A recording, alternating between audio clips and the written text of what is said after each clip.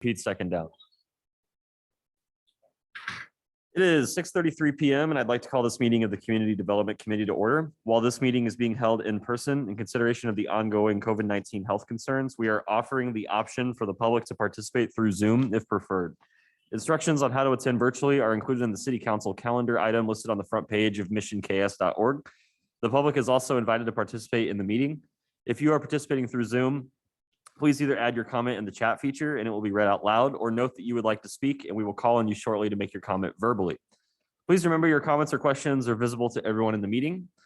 If you are part of our in-person group tonight, please raise your hand but stay seated and we will call on you to go to the lectern to make your comment. When you make your comment, please state your name and city of residence for the record. Also be conscientious of others trying to speak and speak slowly and clearly. This meeting will be recorded and posted on the city's website at missionks.org. Please contact the admin offices at 913-676-8350 with any questions or concerns. Is there any member of the public who would like to comment now?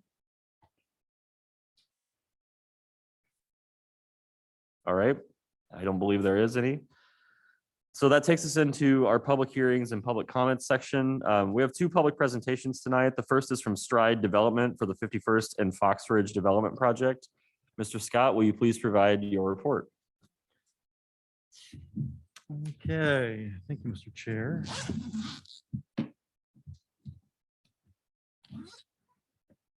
We have that PowerPoint available.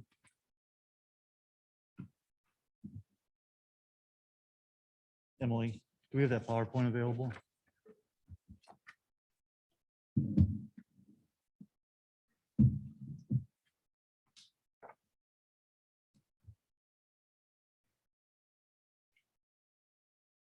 Okay. Thank you. Can you go back one, the first slide.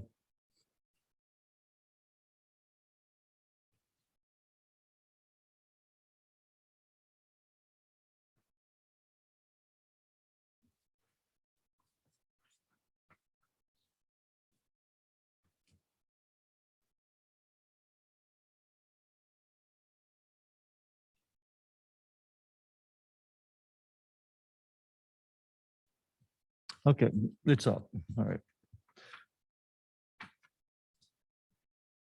To start with, Mr. Jason Furtick of Stride Development is with us this evening to talk about a proposed development that he has for a parcel of property on 51st Street between Foxridge Drive and Lamar Avenue. This is an undeveloped parcel of property. It's approximately 9.5 acres in size. Those of you who are familiar with the property know that it has a very steep topography and kind of rough terrain and some rock outcroppings, which has made it a challenge to develop in the past. The property is zoned RP5 Planned Senior Adult Residential District, and permitted uses include apartment structures designed for occupancies by persons of retirement age, preliminarily 55 years and older, who do not require continued or intensive health care, or cognitive living facilities for persons of retirement age. There is no height restriction in the zoning, and the minimum yard setback is 25 feet. And I kind of dug around this afternoon and I found some minutes where that zoning was created in September of 1986. I was 18 years old in 1986. It was created a long, long time ago. As I said, the property currently is undeveloped. The city did entertain and approve a 203-unit independent living senior housing project in 2007 that was known as the Mission Falls project. It was proposed by Launch Development. They were unable to get that project out of the ground. They came back to the city at one point, I think around 2014, with a proposal to do a market rate instead of independent living. And they were seeking some incentives from the city, and that project just never really kind of got past the discussion stages with staff.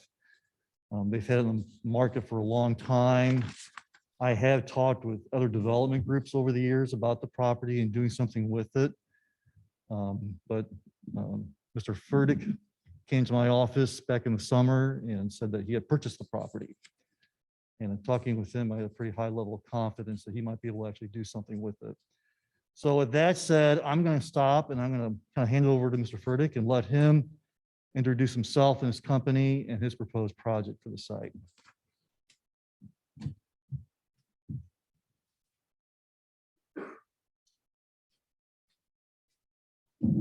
Hi, good evening. If you can't hear me, because I sometimes start talking softly, please let me know. We can go to the next slide.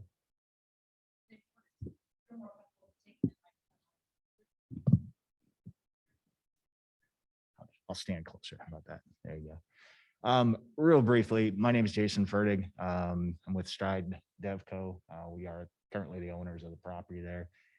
My background, I come from the home building side. 25 years. Could you speak Yeah, up, please? into the mic and about louder this? if you can. Is Thanks. that better? Yes. Okay, very good. So my background, I come from the home building side. I worked with US Home, Lamar Homes, and then a group stock development down in Florida. Building a lot of 55 and over communities, a lot of for sale, some for rent condo projects specifically in Florida. In 2013, I co-founded a company, Boulevard Builders in Denver. We've been building for the last 7 years, mostly for sale and for rent attached product. Go to the next slide. Some of the projects I've closed here, just, oh, there we go. Just in the last year, just to give you an idea of kind of the products we build. We had one project, which was Ironworks Village. That was a combination of 36 custom high-end condo apartments, and then 100 single-family townhome and duplex mixed product. That was all on an 8.5 acre environmentally contaminated site. So we did a lot of remediation first and then built out the project on top. So we do kind of specialize in infill projects. The other project we just closed out this last year as well was a 96 unit townhome project built on the side of a hill. So everything's stepped down 2- and 3-story product to take up the grade as we go. So just a quick background to see again where I'm coming from. When I looked at this site specifically, what I saw, topography, rock, trees, you know, everything we have all over Colorado. They're lovely. Makes it really complicated, of course. Looking at the next page. Sorry. And Jason, sorry, can you hold the mic up a little closer? Sure, Yeah, better. there you Sorry go. about that. Yep. Like I said, if I trail off, just let me know.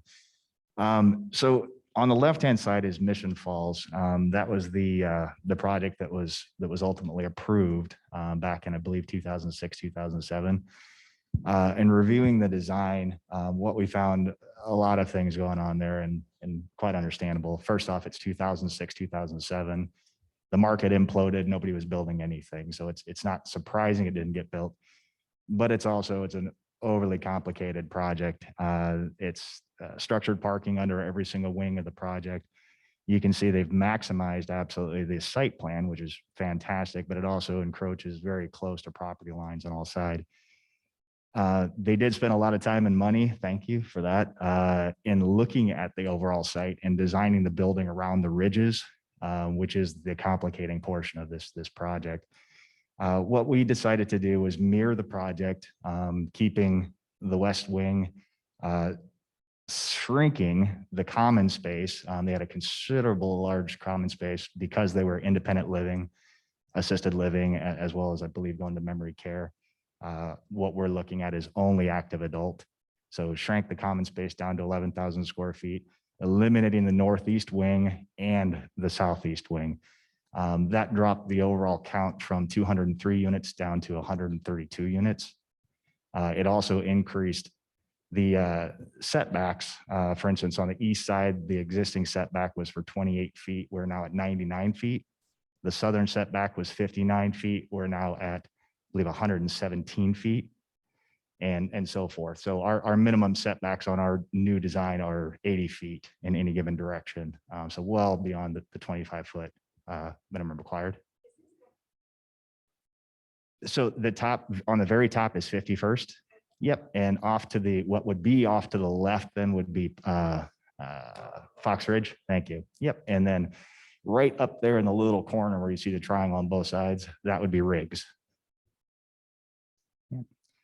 So what we've tried to do is essentially really take a look at the overall site, minimize the impact on neighbors by pulling the buildings into the site further and further up the hill.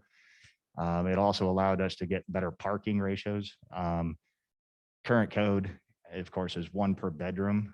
Ours, because this is designed as a move down and or a scale down housing, of the 132, 112 are 2-bedroom units and 20 are 1 bed plus a den and 1.5 bath. So they're larger units than you would normally see. But again, being active adult, these are for people basically moving down and or trying to shed responsibility, but not necessarily size as well. If we go to the next slide. Thank you. If we go to the next slide. Oh, thank you. So the highlights of the project, of course, 55 and over, age restricted, active adult community, 132 luxury apartment units. Again, as I said, 112 2-bed, 2-bath, averaging 1,175 square feet. The other 20 being 1 bed, 1.5 bath, plus a study averaging about 1,100 or 1,088 square feet. That provides for an 11,000 square foot clubhouse, as well as a laundry list of amenities. These again being marketed as, they are market rate for 55 and over. And that kind of comes actually where we have to work our way backwards on that one. You start with the development side, look at the land, the cost of actually developing this land because of the terrain, because of all the silliness going on. Our basis in our land by the time we get there puts us at a point where we now have to go to the next level in order to get the rents to justify the development itself. But as included features, of course, business center, library, media center, demonstration kitchens, coffee bar, wet bar, theater, great dining room, fitness centers, locker rooms with showers, management leasing offices, conference rooms, bicycle storage, additional storage. This project, because it does walk down the side of a hill, the lower level all the way to the left, which would be the west side, that on the lower level is a 5th story below.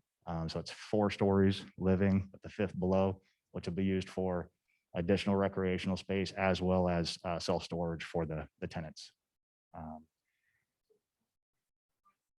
So 4 stories living, and then on the downhill side, basically what would like a walkout.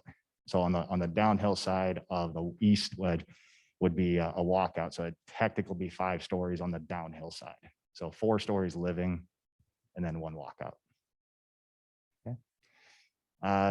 Utilizing the exact same design as what was before, the same entrance off of 51st, so a split entrance lining up with the community to the north across the street. The same, there's already a 30-foot access easement that runs through the apartment project to the west, across over to Foxridge as well. So we're utilizing the same entrance as previously designed. We've got fire turnaround at the far end on the northeast side. And again, the whole purpose here is to maximize the amount of trees we don't have to touch.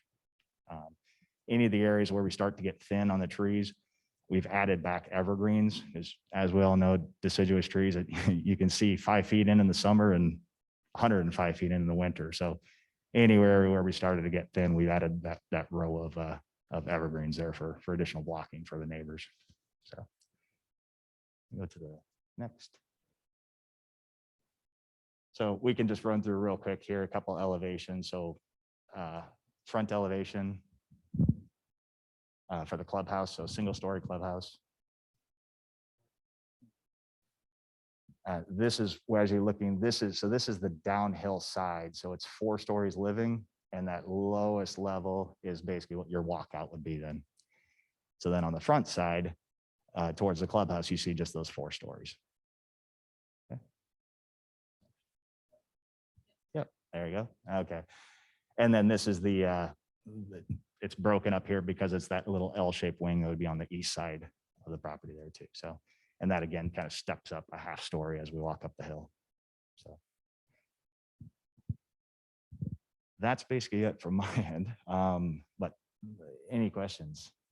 I've got a couple for you, Shoot. Jason.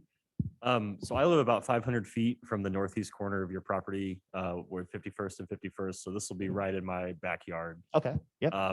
And I've spoken with some neighbors about previous attempts to develop the site in the Mhm. past. And some of the folks who were there a lot longer than I were expressed concerns that in the past, when people went in to attempt to either blast or start trying to cut through that rock, that it shook foundations in those Apollo Gardens units Mhm. specifically, and potentially even up on the hill to the east of your place, south of 51st. Yep. So what assurances can you give that there's not going to be any kind of ancillary damage to any of the neighboring homes? Because, you're going to have to cut through a decent chunk of, looking at your parking plan and all that. So I just wanted to know if you could talk about that. Sort of, yeah.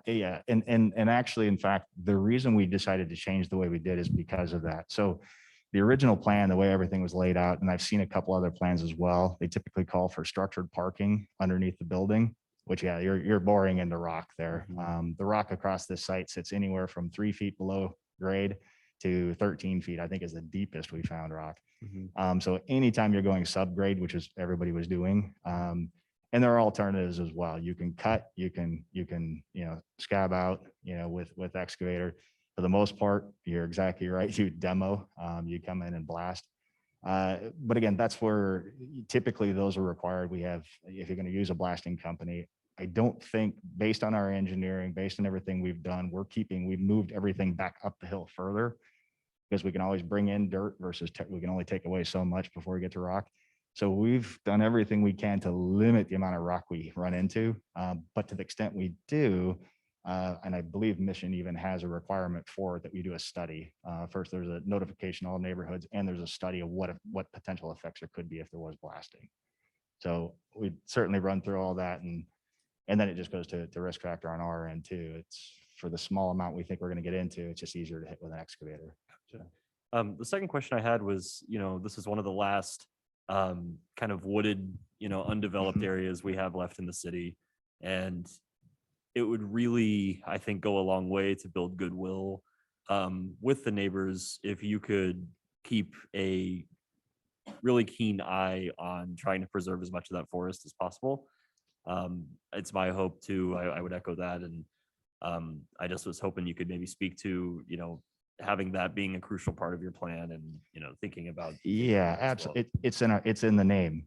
Mission Preserve is named exactly for that reason. The idea is to any trees that we find, whether individual species and or areas, trying to maximize it. I mean, as a developer, I'll tell you, it costs money to cut trees too, especially when I got to cut them and then turn around and replant them again too. So any wooded areas we can leave is only for the best for us. It ultimately, the idea of 55 and over active adult is it's privacy and security. So the more trees we leave so that they're kind of entering their own little private little community, and you've got the quiet, forest all around it, all of that is good. That goes to selling the community. I think if you go back to kind of overall, Mhm. specifically point out, I'm assuming that those areas that are. Yeah. Yep. So everything, there you go. So everything, yeah, in green, or the darker shade of green, is our trees that we're not touching at all, is the intent. You'll see some lighter greens areas around the concrete. Those are that way only for the sake of that's during development. We're going to have to dig into certain areas for drainage, for other things. So those are plant back areas as well. Some of the larger trees in the front, the assumption is that we have to take out, but to the extent we can find any of the existing species on site that are salvageable, we'll just.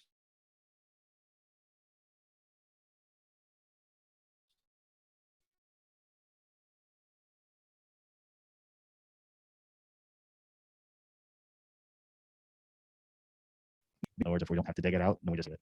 Okay. Yeah, I guess question on the chat.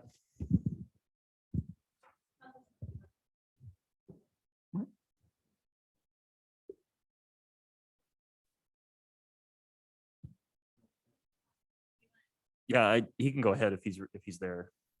I think we also had a couple folks here who had some comments in the interim. I have a question.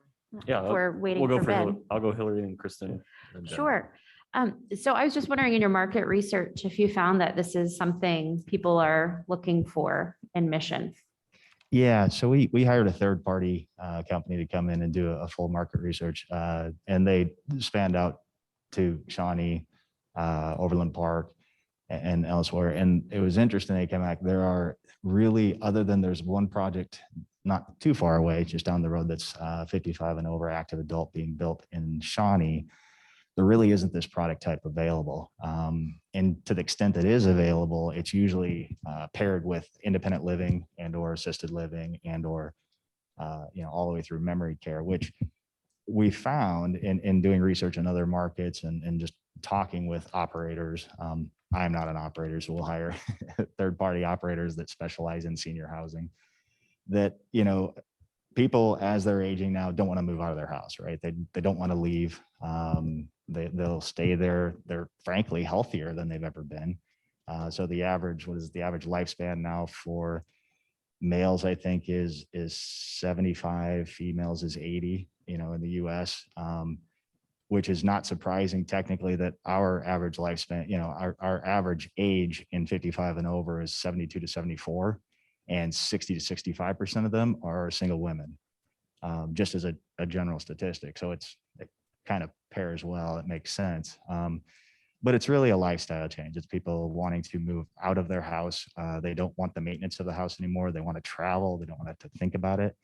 And ultimately, in this market, especially, they want to cash in, right? The market's fantastic. Their property values are really high. So it's a great time to sell. Roll that money into the retirement fund and then don't take on that next big bit of debt. So don't worry about when the furnace goes out, the roof goes out, things like that. So, but they're not ready to go into independent living. They don't need someone to cook for them. They don't need somebody to clean for them. They just want a nice place. So.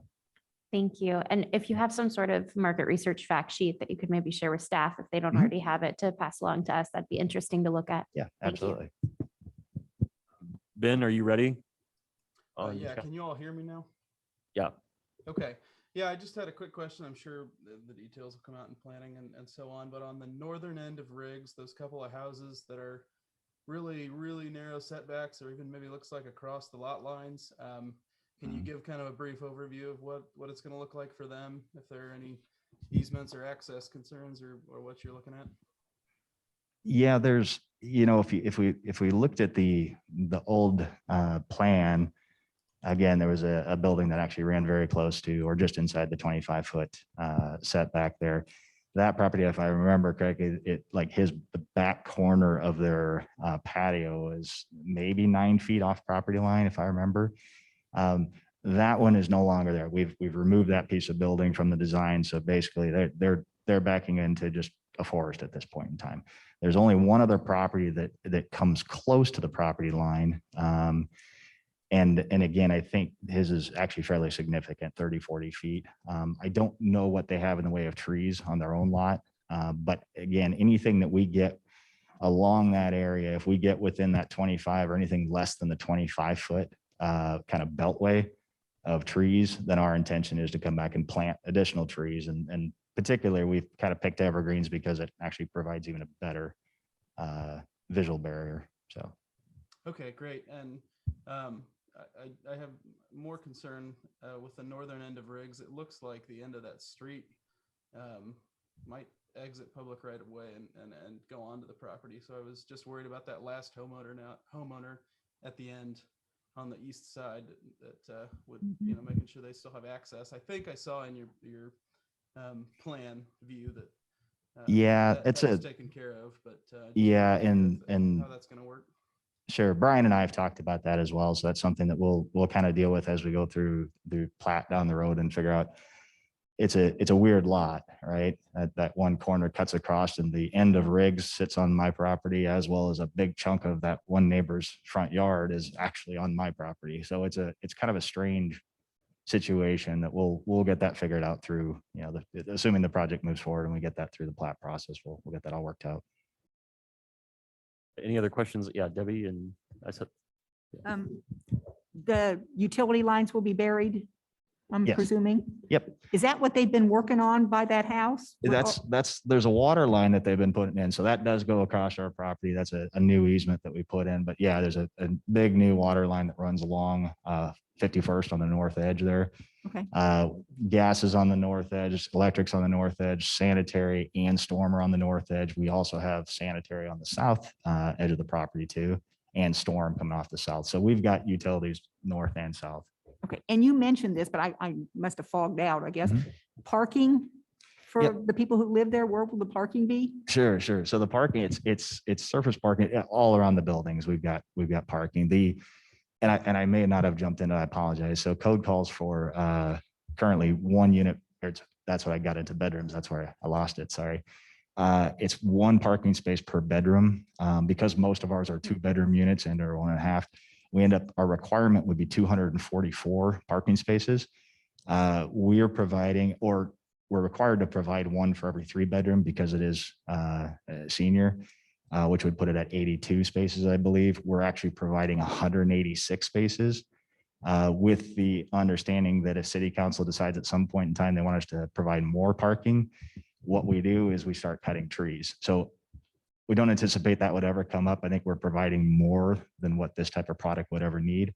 But in the event that it did happen down the road, we do have the acreage. We can continue, unfortunately, to clear in more trees to add more parking if necessary. But again, at 186 for 132 senior, that's going to be plenty. Are you hosting the meeting tomorrow evening? Yep. And where will the meeting be? Here. Yep. Kind of one of the, Thanking Kristen as a neighbor.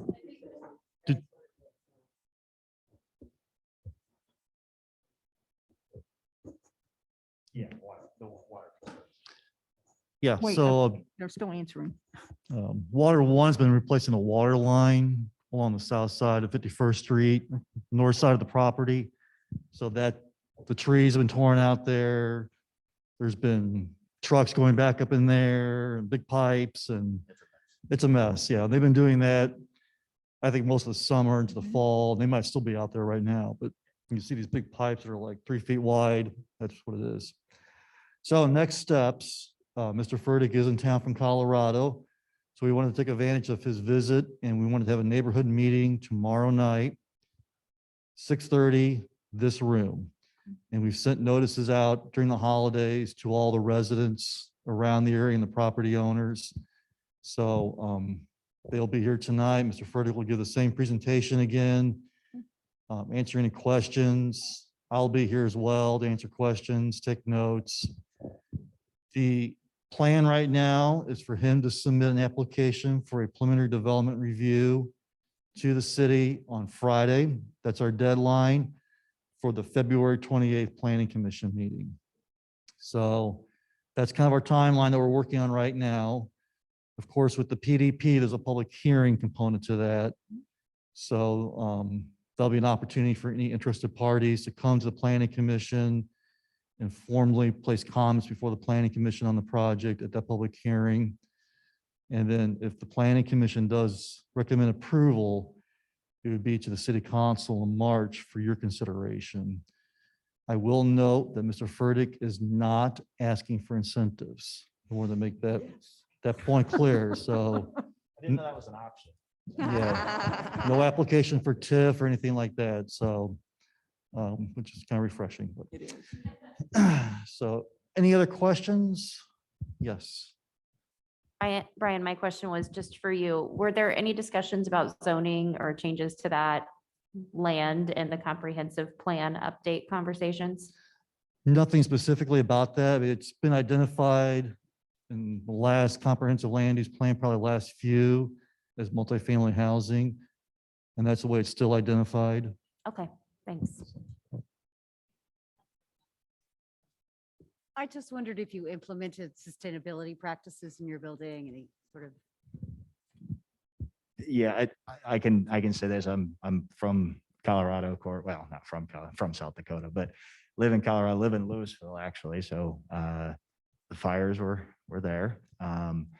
So being in that area and building that way again, most of, I think your code probably hasn't quite caught up yet. I think you guys are still on 2012.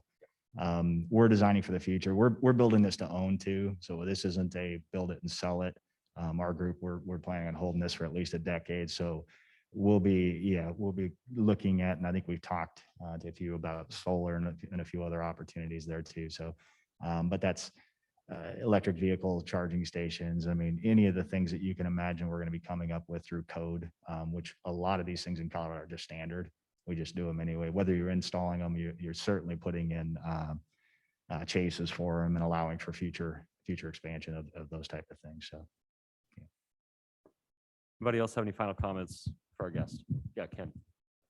I just had a question about the watershed. Have you looked at the watershed in terms of what the impact will be for that? Sorry. Yeah, you got it. Sure. So we'll be submitting, of course, on Friday, the full erosion control or water runoff program, but it actually stays the same with what we had before or what the previous developer had. So we've got detention on the north and the south side of the property, with the south side being specifically retention as well. And I believe it's 100-year, it has to hold the 100-year event. And then anything beyond that, it's essentially a trickle channel down to, on the property line on the south side, there's a riprap, drainage basin that's established all the way over to Foxridge, where there's an inlet there. So that would ultimately be the discharge. But again, for the most part, it's a retention. So we're holding it as a pond. So, and then on the north side, be basically the same thing with the discharge on that one going into stormwater on 51st then. Jason, I think we have one more question for you from Kristen. This is probably more staff. When are we looking to do 51st Street between Foxridge and Lamar? That's kind of a rough street. 2023. 2023. Okay, great. Thank you. Yeah, I'm talking about 51st.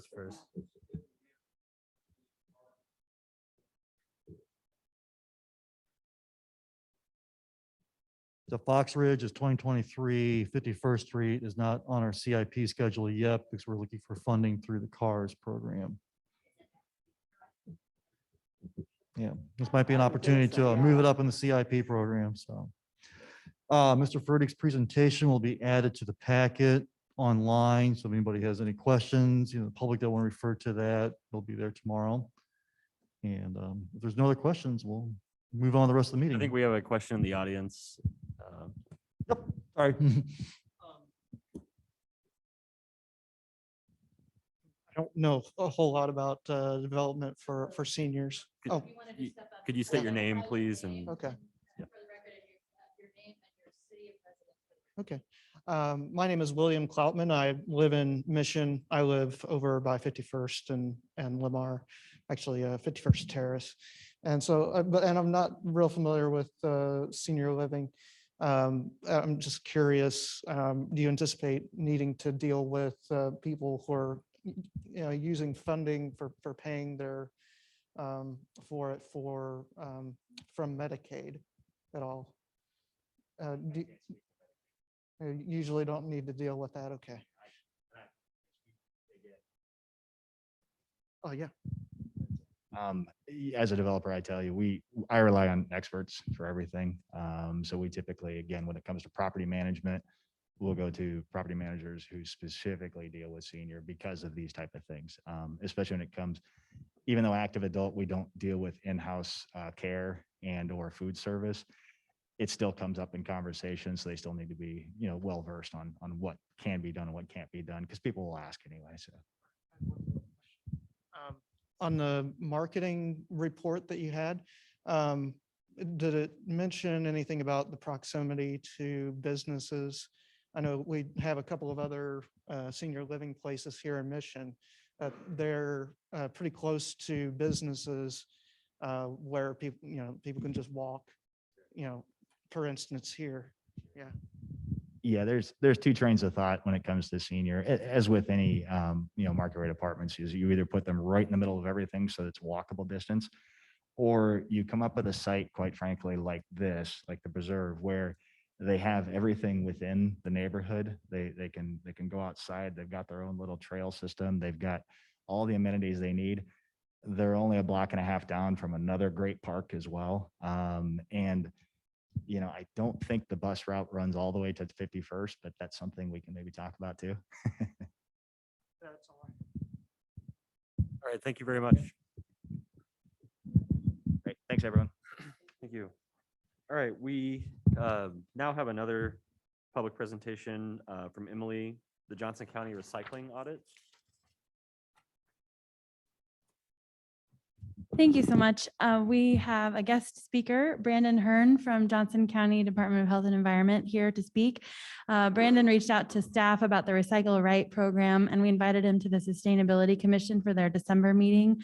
They enjoyed what he had to say about the program and wanted him to come here so that you all would be aware of the program. And if you see fit, we'll want to pursue that further. So Brandon, if you don't mind.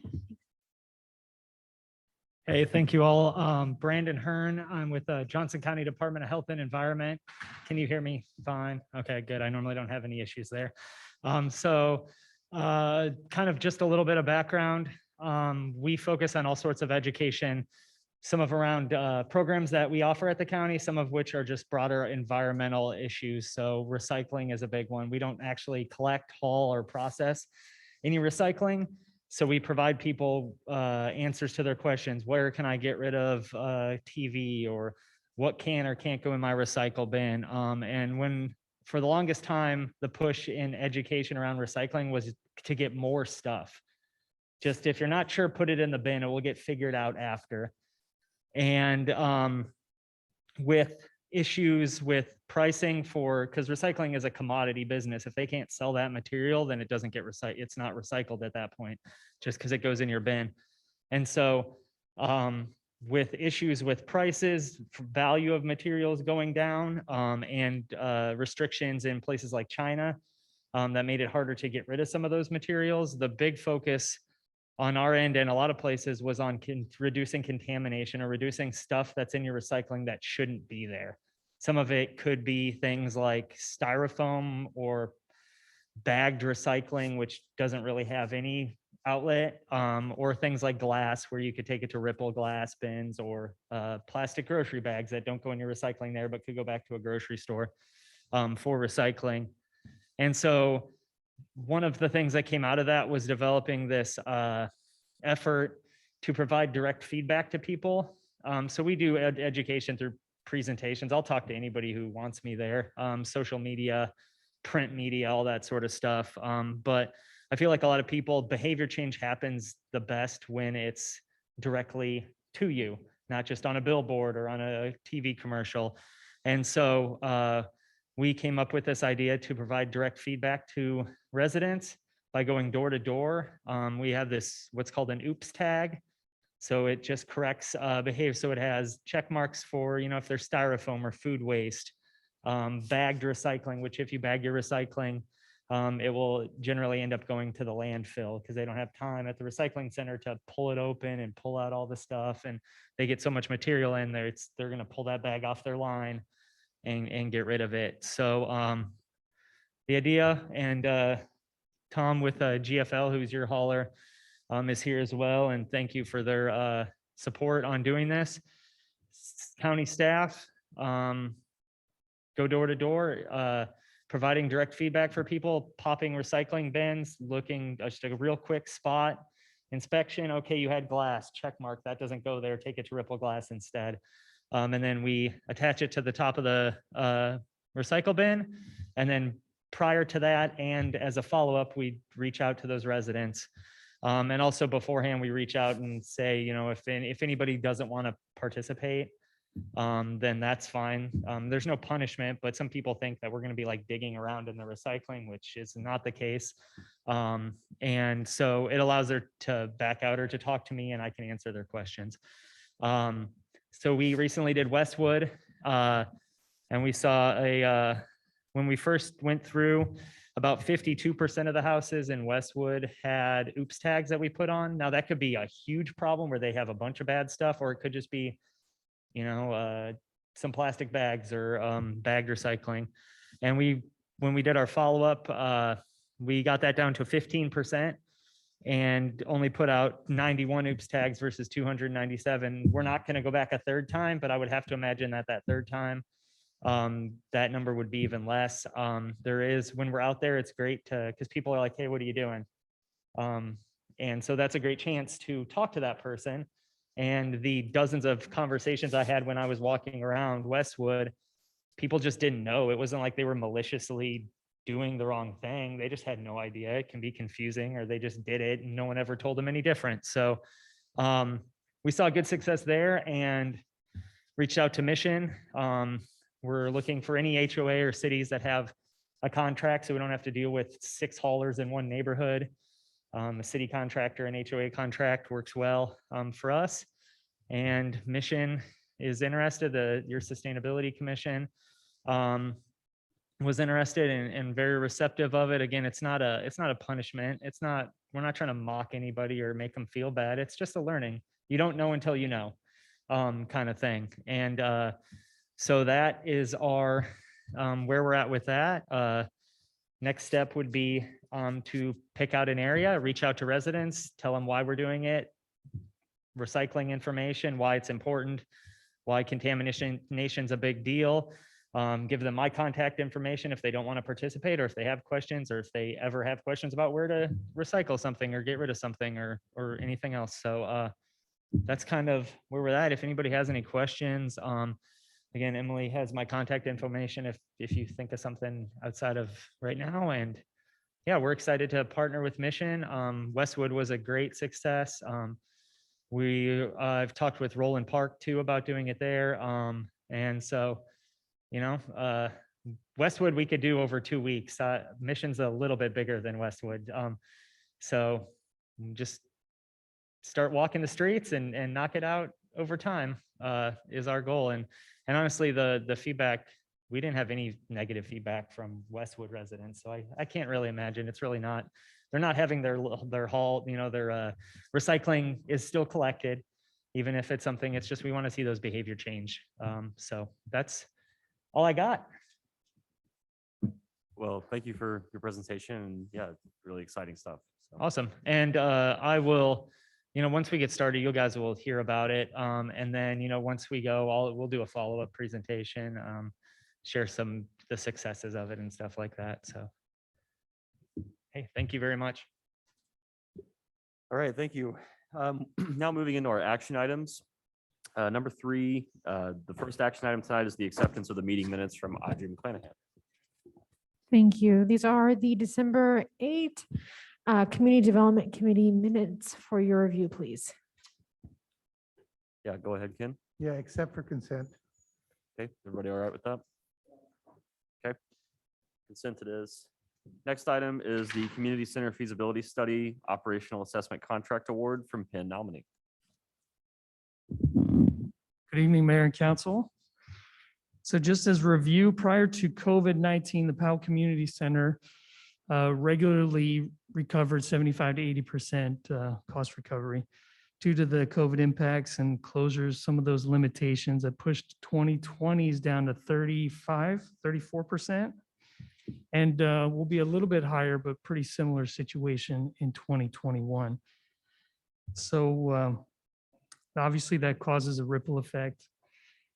You approved $40,000 for us to go out to bid on a feasibility study and operational assessment of the community center. We did that on November 10th. We got 4 companies that responded to the bid, and they are Pros Consulting, Power Wellness, Weiss Research Group, and Ballard King and Associates, whom we've worked with in the past. There was a selection committee formed not too long after the holiday break. That was Ken Davis, council member, City Administrator Laura Smith, Assistant City Administrator Emily Randall, Community Center Rental Coordinator Natalie Lucas, and then myself. And we were tasked with scoring them on 4 separate categories: qualifications and experience, team organization and capabilities, project schedule and approach, and responsiveness to the overall request for proposal. After the interviews, We had a top two based off our cumulative scoring and requested from each of those two final product examples. So we took it upon ourselves to review those and adjust any scoring if necessary. And we came out with the highest cumulative score firm, which was Pros Consulting. Pros Consulting proposal had an optional element for a statistically valid survey for $11,000. We feel that that would be an important part of this overall project. However, we think it's in our best interest to kind of gather some of that preliminary data and research from Pros Consulting early on. And then if it's still pertinent to some of our data gathering, do that separately through ETC, which is a separate firm. So staff is recommending authorizing City Administrator Laura Smith to execute a contract in an amount not to exceed $39,910 for an operational analysis of the Powell Community Center, which will be paid for from general fund balance reserves. And then staff would like to reserve the option to bring back a separate contract with ETC Institute if and when we see that that statistically valid survey would be necessary. So if Pros Consulting is selected, they can have a kickoff meeting as soon as mid-February. Their estimated timeline is 5 months, which would put their project deliverable late June, early July.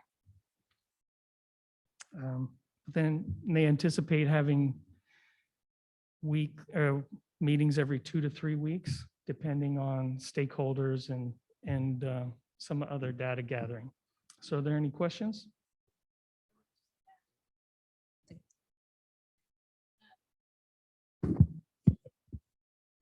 That the Pros Consulting, their base proposal does include some survey components, so some online survey components, member surveys, focus groups, a lot of data collection, just not that statistically valid survey.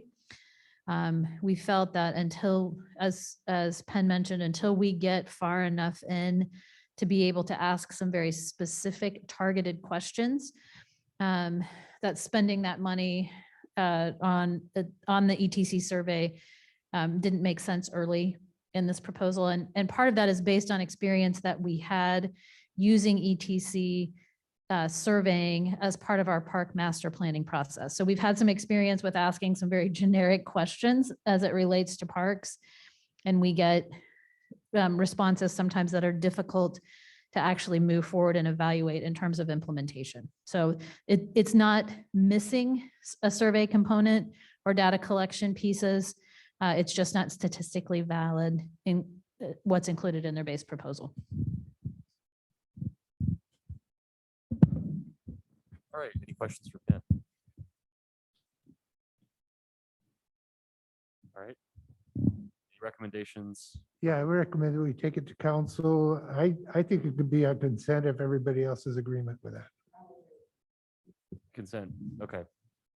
Thank Consent you. it is. Thanks, Ben. Next, we have the Foxridge Phase 2 design agreement from, looks like Brent tonight. Or Celia.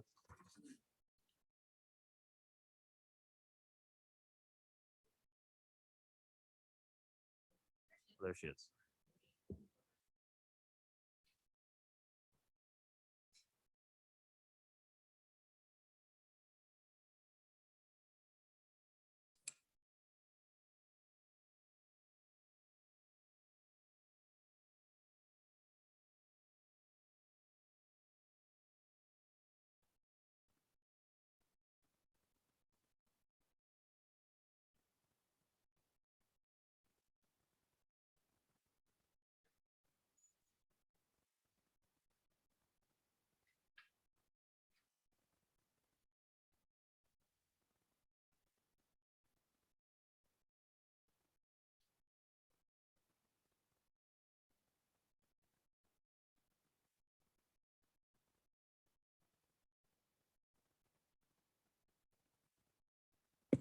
Celia, can you start your video or unmute yourself? Are you able to do that?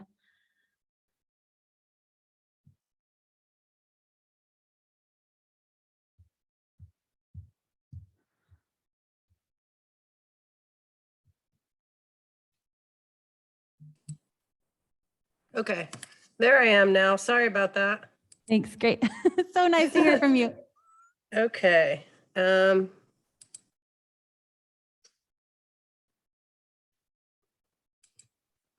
Okay, for some reason I can't pull up my, wait. There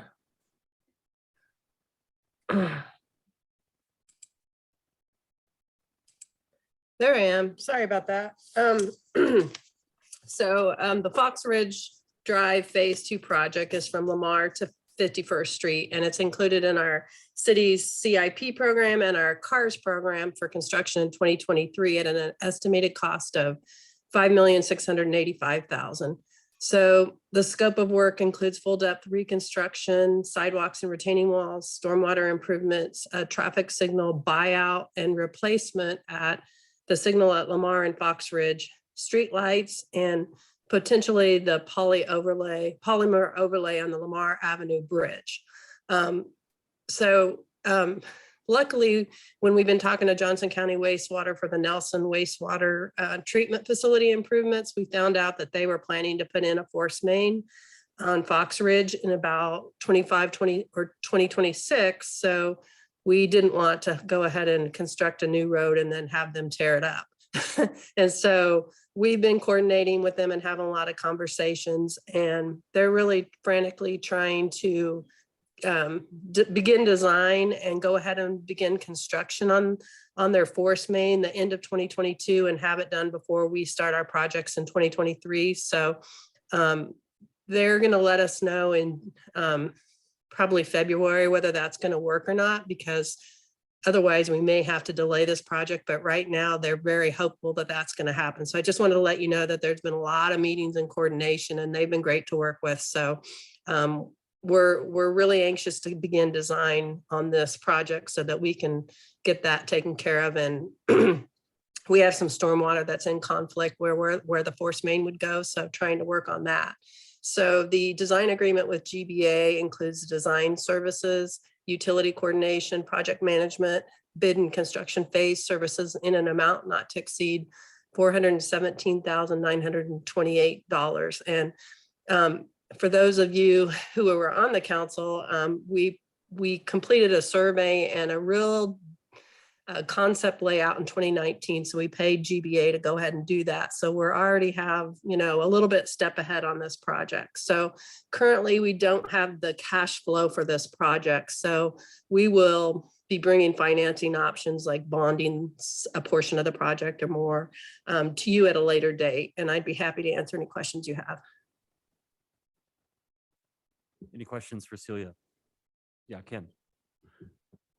Celia, I have a question on the spreadsheet that it has that, in terms of the schedule. And there's the assumptions at the end. Are those typical assumptions for design projects like this? Every assumptions, of course, are unique to the project, but so they really took a look at this particular project and decided, what would be an assumptions, and I think they're all appropriate for this project. Thank you. All right, any recommendations for agenda? Recommend we take it to council consent? No. Non-consent? Non-consent. Yeah, non-consent. All right, Celia, the next one is the 2022 CARS interlocal agreement for Johnson Drive or Brent, if that's something. Right, and Brent will do the next two, and then I'll do the last two, if that's okay. Yeah.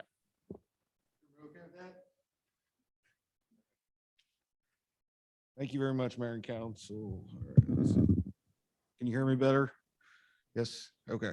So this is our 2022 CARS project with Johnson County.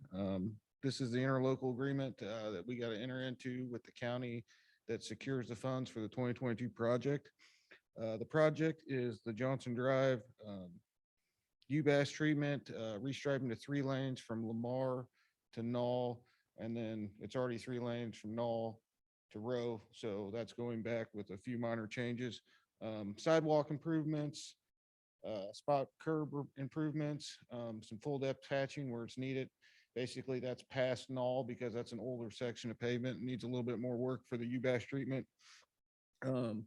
ADA improvements, the decorative bricks that are from Knoll to Roland Drive are now an ADA problem because they've shifted and heaved. So just going back with regular concrete sidewalk that's easy to maintain, and really ADA, the best thing for ADA right now. Fixing the medians along the project. There also will be on the Roland Park side, this is a joint project. They own basically from Roland Drive to Row on the north side.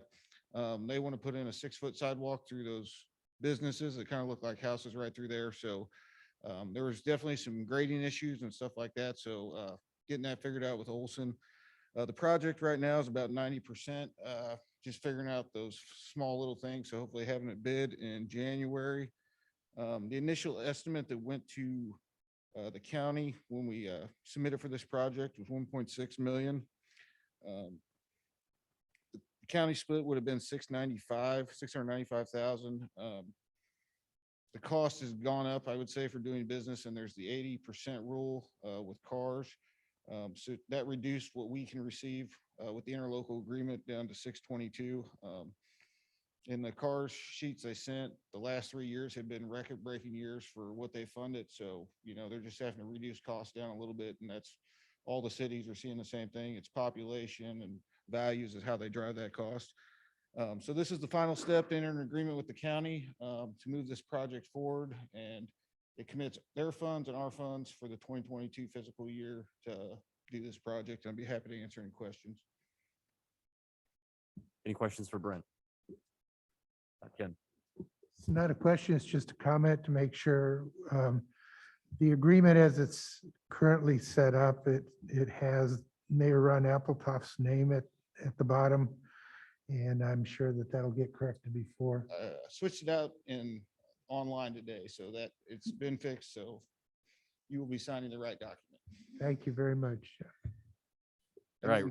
Quick thing, Kristen, 51st Street and everybody is in our 5-year residential program. So I misspoke earlier. So it's on the list.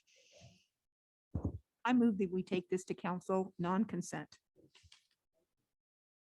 All right. All right, thanks, Brent. The next one is the Public Works 2022 capital equipment purchase discuss item. Thank you very much. So this is the 2022, like Trent said, Public Works capital equipment purchase. We recommended this and it was approved in the budget for $279,000 for the purchase of a new dump truck, single axle with equipment, a 2000 F250, a 2002 ride-on roller for asphalt repairs and compaction, and then an equipment trailer for skid steers and rollers as well. I'll kind of go through the items. The first one is the dump truck that we are replacing, a 2009 International dump truck, which is 3 years past its replacement schedule of 10 years. Definitely showing its life, having issues, not the greatest truck. We had a lot of issues with the Internationals, and this is the last one. Recommending replacing that with the Peterbilt 548. I did want to stick with the Kenworths. They are no longer doing government pricing just because of what's available. So that's the dramatic price increase there. They can just sell them to the public, and you know, Peterbilt's the only one that can deliver the truck this year and guarantee a price without a price increase. The other two, you might get it this year. If it goes into 2023, price increases and they don't even know what those prices are yet. Same engine, same chassis, same transmission. So well-built truck, the extended warranty is basically the same. So staff is recommending the Peterbilt along with American Equipment that has built all our trucks for the last 10 years, does a great job. And those cost increase have gone up. You know, when I usually build this out in the budget, I add 10 or 15%. We're seeing 25 to 30% increases. So just didn't account for that with the way times are right now. So everybody's seeing it. The next piece of equipment is an F250. We've got about 4, I'd call F250s. Well, will be F250s in the fleet. We used to have just 1,500 or quarter ton pickups, kind of undersized what we do. So we're kind of rotating those out. It'll be replacing truck 2 on, yes, 863. It's 3 years past its replacement schedule. And then our oldest fleet truck rotates into Parks and Rec, and then we auction off the one that we're replacing, the oldest vehicle. So recommending an F-250 from Shawnee Mission Ford at $34,878. And then the ride-on tandem compactor, that is basically used for asphalt repairs, subgrade repairs, anything like that. It's at its 10-year mark, so we're finally getting stuff back on schedule from when it needs to get replaced. We've already had to put an engine in the one we have now. It was still under warranty, but it's kind of not really a commercial grade one. It's a gas engine, so we're recommending going to something a little more heavy duty. It's a diesel, better weight, so you get a smoother patch. The only reason we didn't go with the lowest bid, the case, is it's a bigger machine, and the guys tested one of those. It's just too big for what we do. So we had to kind of downsize that, and CAT came in at the lowest for that.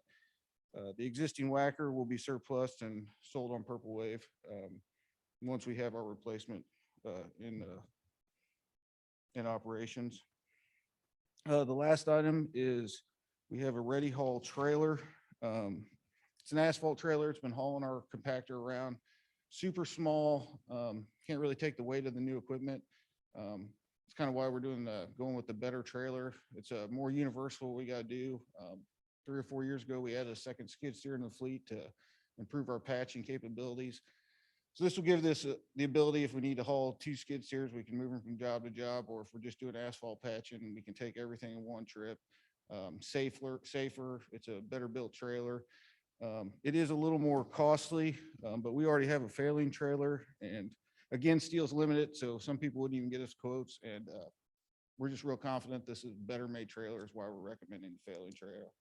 And our existing asphalt roller trailer will be sold at auction. Price increases across the board. Our original budget was $279,000. With what we're recommending now, we're at $294,000, 2014, which is about a $15,000 increase. I believe it's kind of why we're moving these forward. If we didn't purchase these now and we waited 3 months down the line, the price would even be increased more. We're seeing crazy return on what we sell once we get the equipment in stock. Last little story, we just sold our backhoe. It was a 2002 model. It went for 50 grand, and Debbie Long actually called me and asked if that was correct, because it was 5 grand more than what we paid for it brand new. So she didn't believe it. So we're doing real well. The last dump truck we sold went for almost 50 grand. So, you know, you're getting 30, 35% return, something that's 13, some stuff's 15, 18 years old. So the market's there for used equipment. We take care of our stuff. The guys take pride in it. It's clean. It's kept inside in our nice facility. So, you know, we're buying the better equipment now, and I think we'll see even a higher return in 10 years when some of this stuff moves out the door. So I'd be happy to answer any questions. Is any of the Peterbilt equipment made in the United States? I mean, they're put together in the United States. But we get all the parts from China or other countries? So it's Cummins Motors. So I'm not sure where they're built. Allison transmissions are American made. So I believe those are in-house or in the United States. But the chassis and stuff, I couldn't tell you for sure. I know there's an American made sticker on it, but I don't know where all the components and stuff are coming from. So. Okay, thanks, Brent. Yep. Yeah, Ken. Recommend we take it to council. I don't know if you want consent or not consent on this. I'm okay with consent if everybody else is. Consent. Yeah. All right, thanks, Brent. Thank you very much. Move on to our discussion items now. I got a couple from Celia. The first one is the biennial bridge inspection. So as you know, KDOT requires us to inspect our bridges every 2 years, and we just completed our 2021 inspection. We have 9 bridges in Mission, and GBA completed our inventory and inspection as they've done for the last 10 years or so. And so in your packet, it shows a table of the ratings, and there's a lot more different ratings that go into it. But basically, this is the structural condition. And 6 of our 9 bridges are rated a 7, which is considered good. And one bridge, which is at MARTWAY in Woodson, is rated an 8, which is very good. So as far as structural integrity, we're in good shape. What we asked them to do this year, and this is in your packet too, is they always give us a list of maintenance items, but we asked them to break them out according to what we could do for contract items and what we could do in-house, and kind of give us an estimated construction cost and a priority. And so if you take a look at table 4.1, that's the middle table. Really, I'll just quickly go over those so that you understand. And what we need to do is, as we've said before, we really need to take a look at our stormwater budget, because we've got a lot of stormwater projects to do, some channel projects, and now we've got the bridge work to do. So we need to kind of prioritize and figure out how to do that. So once we get our watershed master plan back and see where our projects are, hopefully we can come back to you with a plan to kind of fund these projects over time. So just quickly looking at table 4.1, bridge 12 is the Outlook Bridge. And this is the chain link fence. We've done a lot of that along, repaired a lot of the fence along north of the park by City Hall, but there's a little section that needs to be done. So that's fairly low cost. Bridge 15 and 16, which are the Knoll Bridge and the MARTWAY Bridge, that has developed a substantial amount of silt and debris, similar to what we did a couple years ago for, I think it was MARTWAY and the Gateway project, where we need to hire somebody to come in and clean out the silt and debris. And we don't have access where we can go in. So we've got to go all the way around to the pump station off a row that's owned by JCW. So we'll have to try to figure out when we can coordinate that and when we have the funds for that. 19 is the Lamar Bridge. And so I know Hillary has been requesting that we repair that guardrail at Foxridge and Lamar. Excuse me.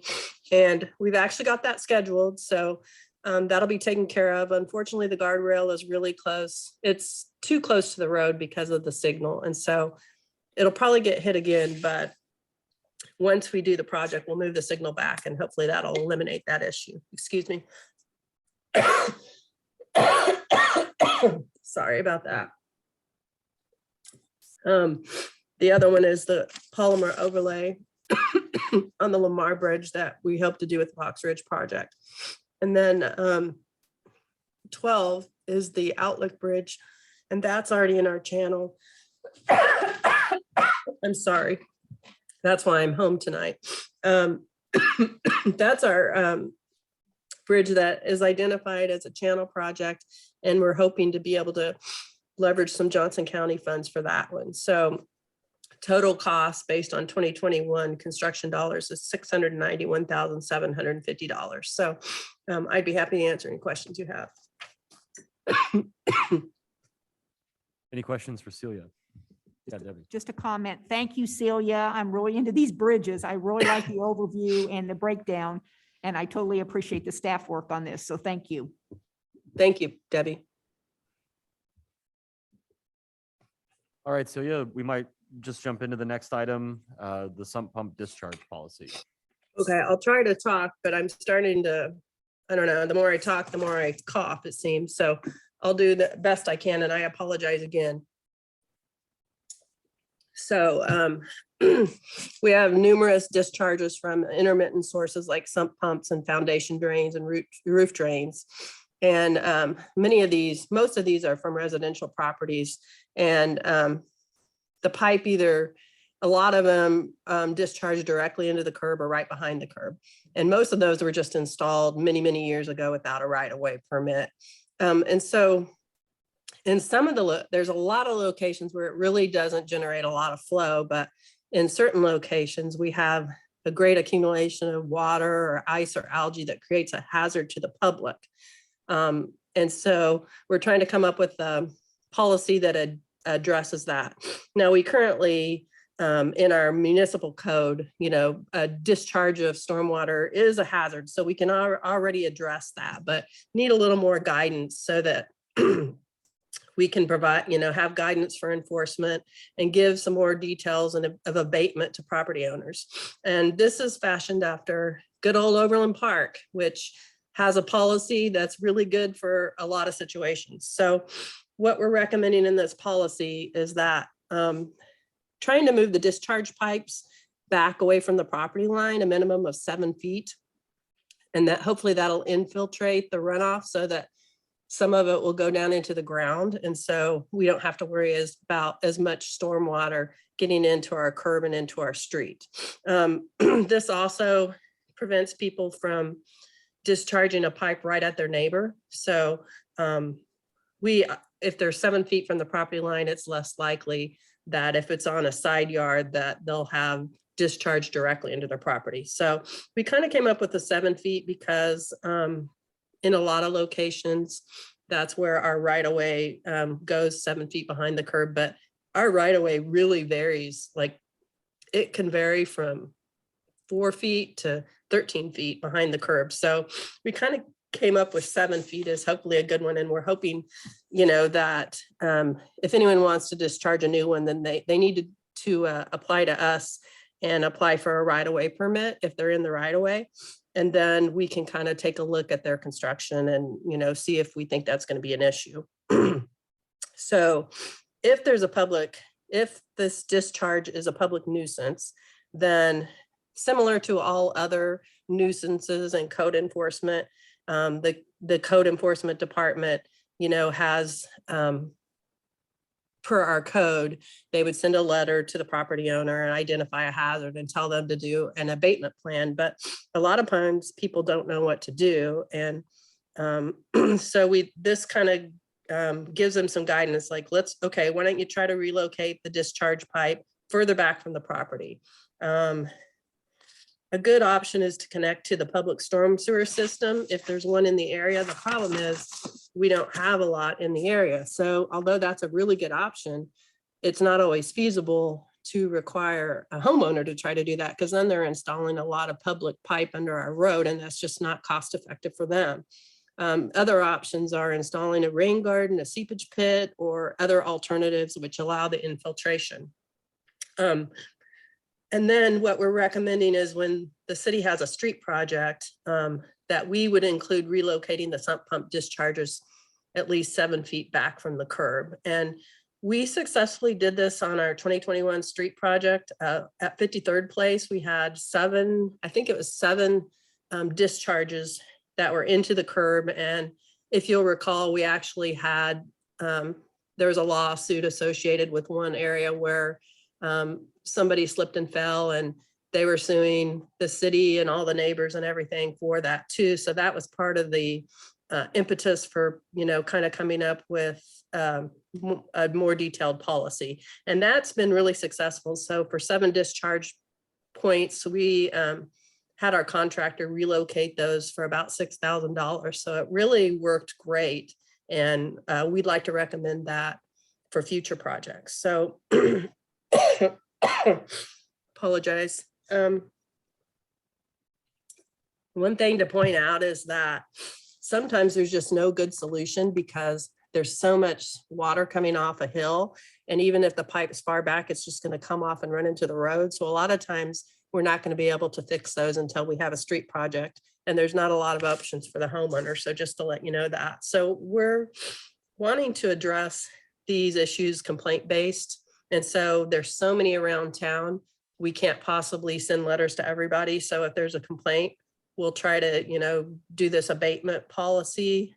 And then we also want to slowly fix these with our street projects. So I'd be happy to answer any questions you may have.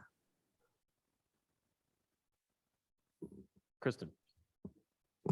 Thank you, Celia. As an avid walker, I certainly appreciate this being addressed. My question is in regards north of 53rd Street and Riggs. It's a dead end, and there's a huge water problem there. And I was just wondering, I think that road is coming up for full depth reconstruction, and will that issue be addressed at that point? Yes, and that's one of our worst areas in town. There's like 3 of them that are really bad. And so that's besides the street really having a low PCI, that was one of the reasons we decided to include that. And we'll be talking about our 2022 street projects at a later date, but that was originally included for 2022, but costs have really gone up. And so right now we're going to be bringing this back to council of recommending that that project be done in 2023, but we're definitely going to address that where we're going to tie the sump pump and put in some additional inlets to address that issue because it's a bad one there. All right, thank you. I didn't want to get really that specific, but yeah, that is bad. I've practically wiped out several times, so. Yeah, yeah. But I have a coordination issues as well. So. Yeah. Thank you. You're not the only one. Any other questions for Celia? Hillary? Not a question, just a comment. After we see some abatement figures over, a few months or a year, I'd like us to maybe consider some sort of neighborhood grant if there's a need for those residents who aren't able to take care of that, or maybe as part of our stormwater management program grants that we do. If we find that residents are having a hard time making that change if needed. Yeah, I think that's a great idea. All right, I think that concludes this item. Thank you, Celia. Hope you Thank feel you. better. Thank you. Sorry for all the coughing. Oh, no problem. Laura, are there any department updates for the Community Development Committee? Okay. Well, it is now 7:49 p.m. and with no further discussion, that concludes the meeting of the Community Development Committee. Again, this video will be made public on our website at missionks.org. Thank you. I will now turn it over to Councilmember Green. Does anybody need a break before we start the finance meeting? Are we ready to just move into it? Okay. Okay. It is now 7:50, and I'd like to call this meeting of the Finance and Administration Committee to order. This meeting is being held in person, but in consideration of the ongoing COVID-19 health concerns, we are offering the option for the public to participate through Zoom if preferred. Instructions on how to attend virtually are included in the City Council calendar item listed on the front page of missionks.org. The public is also invited to participate in the meeting. If you are participating through Zoom, please either add your comment in the chat feature and it will be read out loud, or note that you would like to speak and we will call on you shortly to make your comment verbally. Please remember your comments or questions are visible to everyone in the meeting. If you are part of our in-person group tonight, please raise your hand, but stay seated and we will call on you to go to the lectern to make your comment. When you make your comment, please state your name and city of residence for the record. Also be conscientious of others trying to speak and speak slowly and clearly. This meeting will be recorded and posted on the city's website at missionks.org. Please contact the administration offices at 913-676-8350 with any questions or concerns. Is there any member of the public who would like to comment now? Okay, next we'll look at our public hearings and public comments. We don't have any public hearings or public presentations this evening. We do, however, have 6 action items. The first action item is the acceptance of the meeting minutes from Audrey McClanahan. Thank you. These are the December 8th, 2021 Finance and Admin Committee minutes for your review, please. Recommend for Recommend? consent. Yes. Consent, okay. Everybody okay with consent on that? Great. The next action item we have is the communication, marketing, branding, and PR services renewal contract with Crux from Emily Randall. Thank you so much. Oh, there it is. Audrey is amazing. Please just understand what she's dealing with back there tonight. So thank you so much for your support, Audrey. So we're here again to talk about our marketing and communications contract with Crux KC. I wanted to, next slide, please. Remember why we started the relationship with Crux to begin. We had the goal of refreshing our brand for that didn't come at the beginning of our efforts, but we wanted to evaluate our communication processes, develop even some communication processes from what we had, which was not anything significant. refresh our brand, roll that out in a consistent and professional way, improve the website, meaning redo the website from start to finish, develop social media strategies for additional outreach and consistency on those variety of channels, and also increase participation, or at least explore opportunities for increased participation in parks and recreation programs. Next slide, please. So just to remember where we were, it was definitely an environment where staff didn't have the in-house support for marketing materials. So for all of our programs and things, we created individually within each department kind of our own ad hoc approach to outreach. So if community development, for example, wanted to promote their programs, we would, whip up a flyer on our own sort of, and there was just no cohesion there. And then some of our most outreaching public-facing pieces were either outdated or had, there's just not a fresh effort for some of those outreach activities. So if you'll recall, we did engage Crux for our first year contract, and their approach is to do a research and outreach process. So they interviewed the members of our governing body. We held focus groups to really evaluate what we had, looked at other pieces that we had created, and developed the brand through that process. And then we began implementation. So next slide, please. So that was, the second half probably of the first year's contract.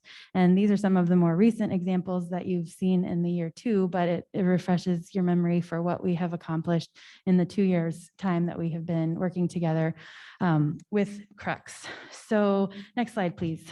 Our yearly contract, the way that it originated, we started in February, so we're not quite to the tail end of what we've done, but year 2 with Crux did start with a principal effort to relaunch our website. We have seen pretty great response from the website. It's much more pleasant to use. I think we're seeing really good tracking on the tools that are specifically pointed towards helping residents find what they need. So the search box, for example, the report a concern feature is still remaining very popular. Our session duration is much higher than it was on the previous site. And I think that's because it's enjoyable to be on the site and people are curious. The bounce rate is lower, which you want so that you have more people exploring different pages of the site. So you may come for one reason, but there's more to know about Mission or our city services on the site. And we're hoping that the site is appealing enough that people might look around and gain additional information or be teased to something else. We're also receiving traffic to our website from a more robust variety of sources. So linking back to the site from our social posts, from our email marketing and other places. So we're driving more and more traffic to that site. We still have hopes. We will soon have a year's worth of data on our new page. So Crux is already working on looking at all of our page traffic, evaluating those pages that do not get the type of traffic that we want and evaluating why that might be, eliminating pages. We don't want extra pages that need to be updated long into the future. So trying to get a jump on keeping that site really, really fresh and feeling good. So that is our intent for moving forward, sharing back some of that audit information with you all and continuing to monitor the analytics for our site in a way that is clear and concise so that you can also have that information and evaluate that with us. So that definitely a major part of our first part of year 2's contract with us with the launch date right around April 1st of last year. Next slide, please. Then another accomplishment of our year 2, you'll all remember the Paving the Way campaign for our sales tax renewal for streets. This was a very multi-pronged approach with a design mailer that went to all residents in Mission, a video piece, social media, and then just the overall look and feel of the campaign that went along with the education outreach on our website. We tried to drive as many people to that information as possible so they could make informed decision at ballot time. Next slide, please. So we did track that campaign, and here are some of those numbers there. The spikes you see are obviously tied to the different efforts that we took place. So campaign launch through ballot deadline day, election day, and then the traffic that we were monitoring through that. So also a very big effort and partnership with Crux for for that successful campaign. Next slide, please.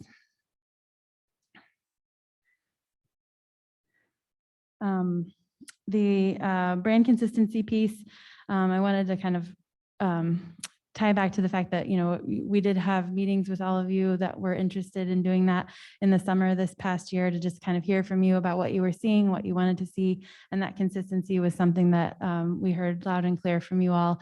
And we feel it too, that the momentum that we gain from having a consistent brand and a presence in the community and in our city facilities and in our marketing pieces and education pieces is really serving us well. And so we want to carry that forward into the next year. But here are just, again, some examples. Wayfinding of various types, promotion, marketing and campaign materials for the community center and our offerings here, as well as interior signage, which definitely needed an update, and park wayfinding that we've included in our activity guide and elsewhere. Next slide, please. Just a little bit more on the consistency front for banners, streetlight banners. We'll have, I believe, our streetlight for the holiday banners coming down tomorrow and Friday, but we'll have another design soon to share. And then the snow shoveling ordinance, we did a postcard that went to those homes with a sidewalk. And that, again, was another example that in previous life, that would have been one staff person working solo at a computer, but this was a much more professional look for a message that we hope was well received by the residents who received the card. Next slide, please. So again, social media has been a focus of ours, always room to improve there, but we do have some of the data there, just comparing 2020's performance to 2021, just really jump up and increase number of posts and impressions. We're reaching many more people with that. We're trying to use that, again, like I mentioned, to highlight some of our priorities with just community relationships and building that into different corners of our community, shining a light on our city services.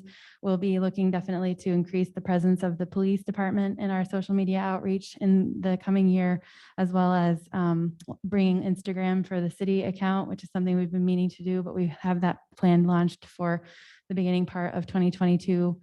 Also just sharing out images that reflect what we all value about mission and that what we heard in the interviews, people first posts and education around city services that then again tie back to the website or other resources so people can continually be learning more and gaining more information.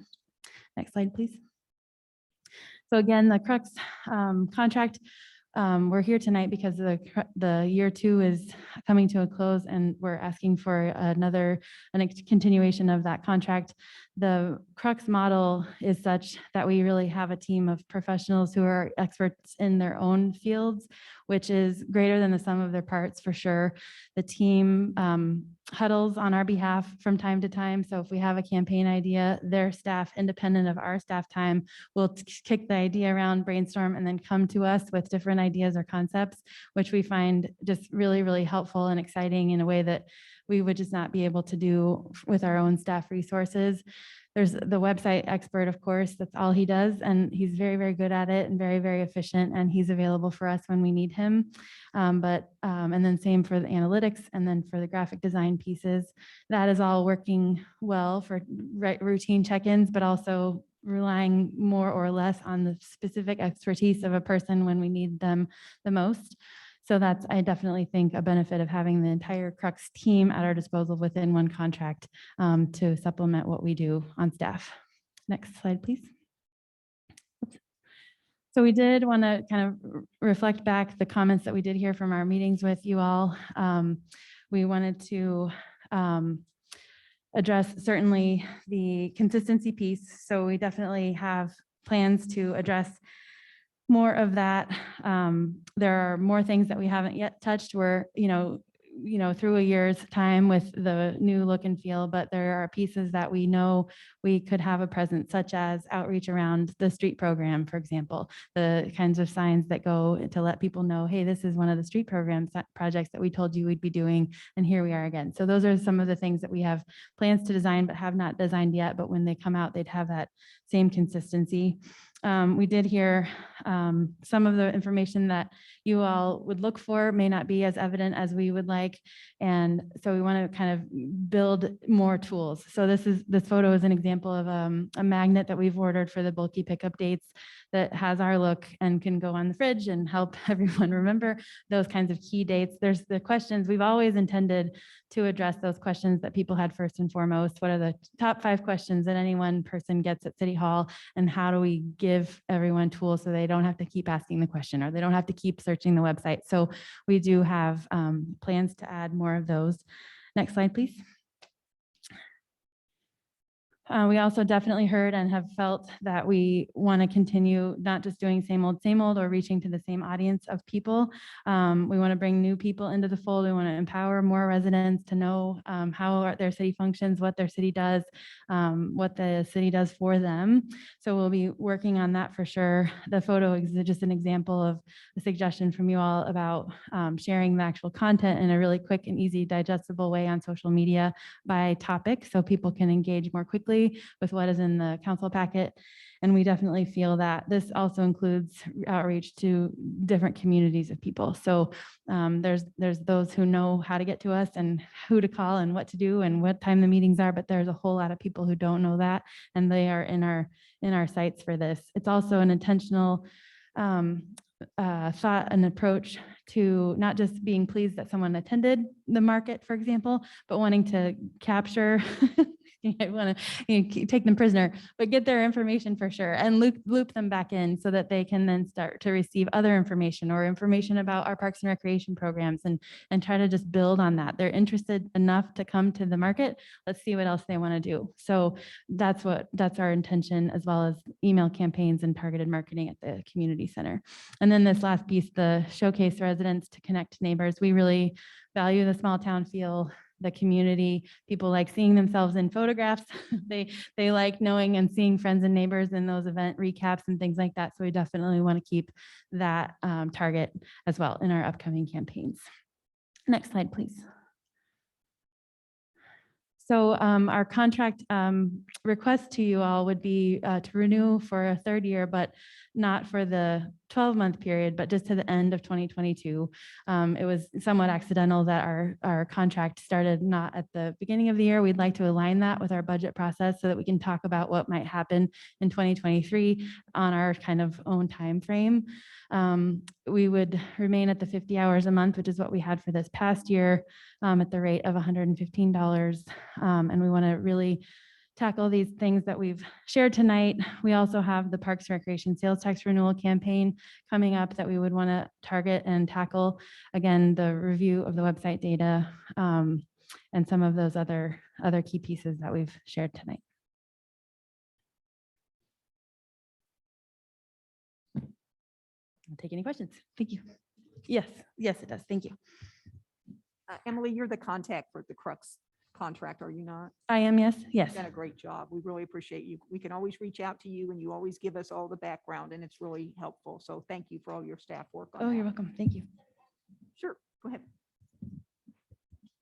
Emily, first kudos to your staff and thank you for, really following through over the course of 2 years and gradually stepping down with Crux as you all promised and not becoming totally dependent on them and really bringing that into the staff. So thank you for doing that and great work. I think I speak for every Mission resident who says that they have noticed a visible difference in our branding and how we are perceived. And that's wonderful. My question is, do we have any Crux representation that is connecting with the Mission magazine, or are you that connection point? Yeah, it is a multi-pronged connection. Okay. So I feel like that's like the only kind of outlier piece in this whole communications model. And that's why I asked. Oh, sure. Yeah. When we do have, Crux did work with the magazine committee to kind of refresh the look and the cover and the newsletter and those things were early on. I don't know about an ongoing kind of adaptation or what you're quite getting at, but they have touched the piece to have it reflect and incorporate our brand guidelines.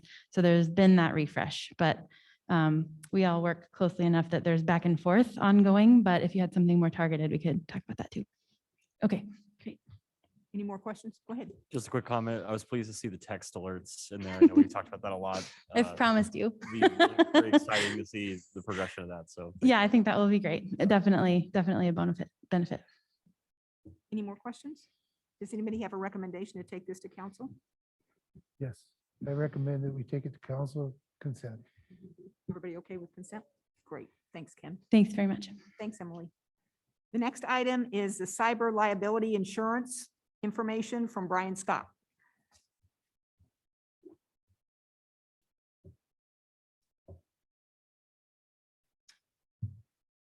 I came to you all last month with coverage for property and liability insurance. And I said the one component that's kind of still lying out there in the weeds was cyber liability.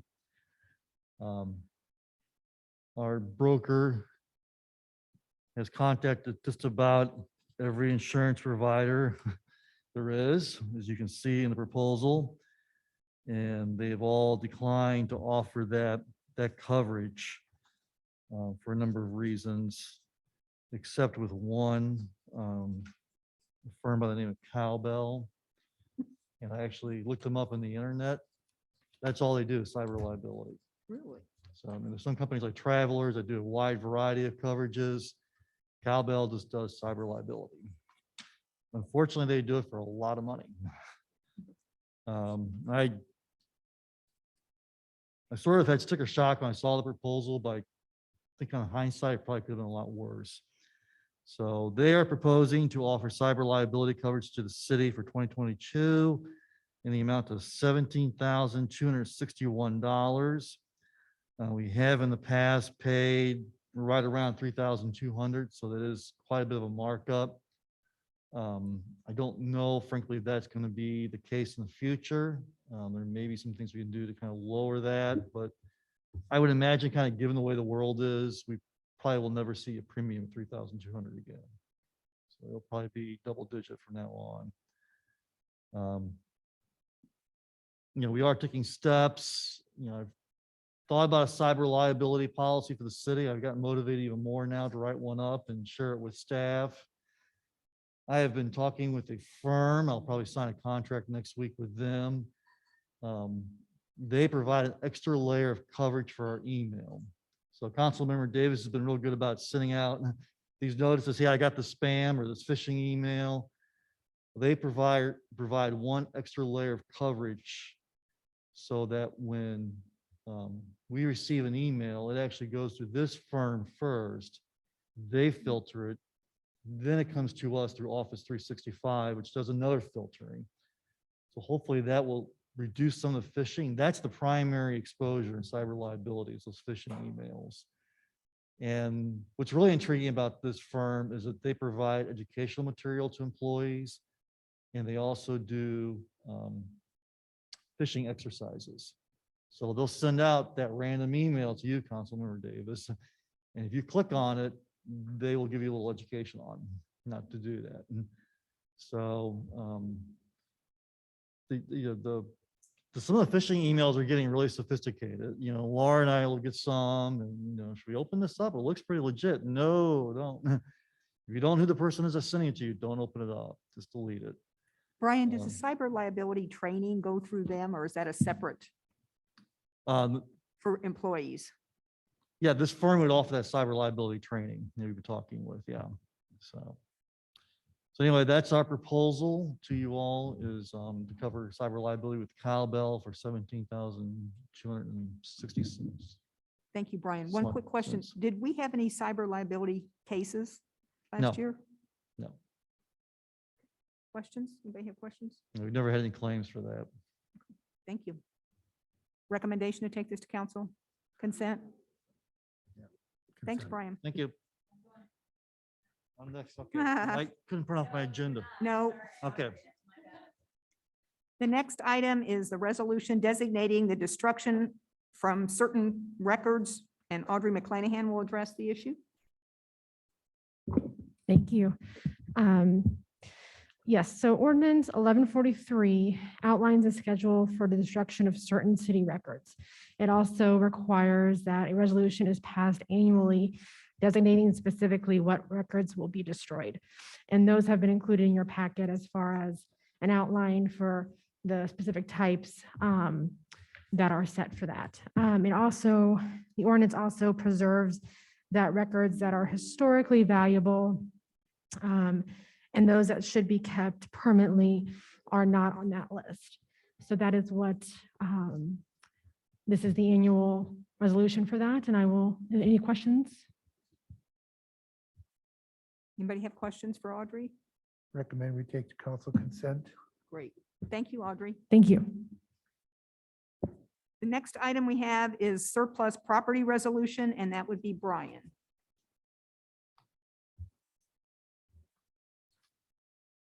We have a few items that we'd like to declare surplus property, dispose of.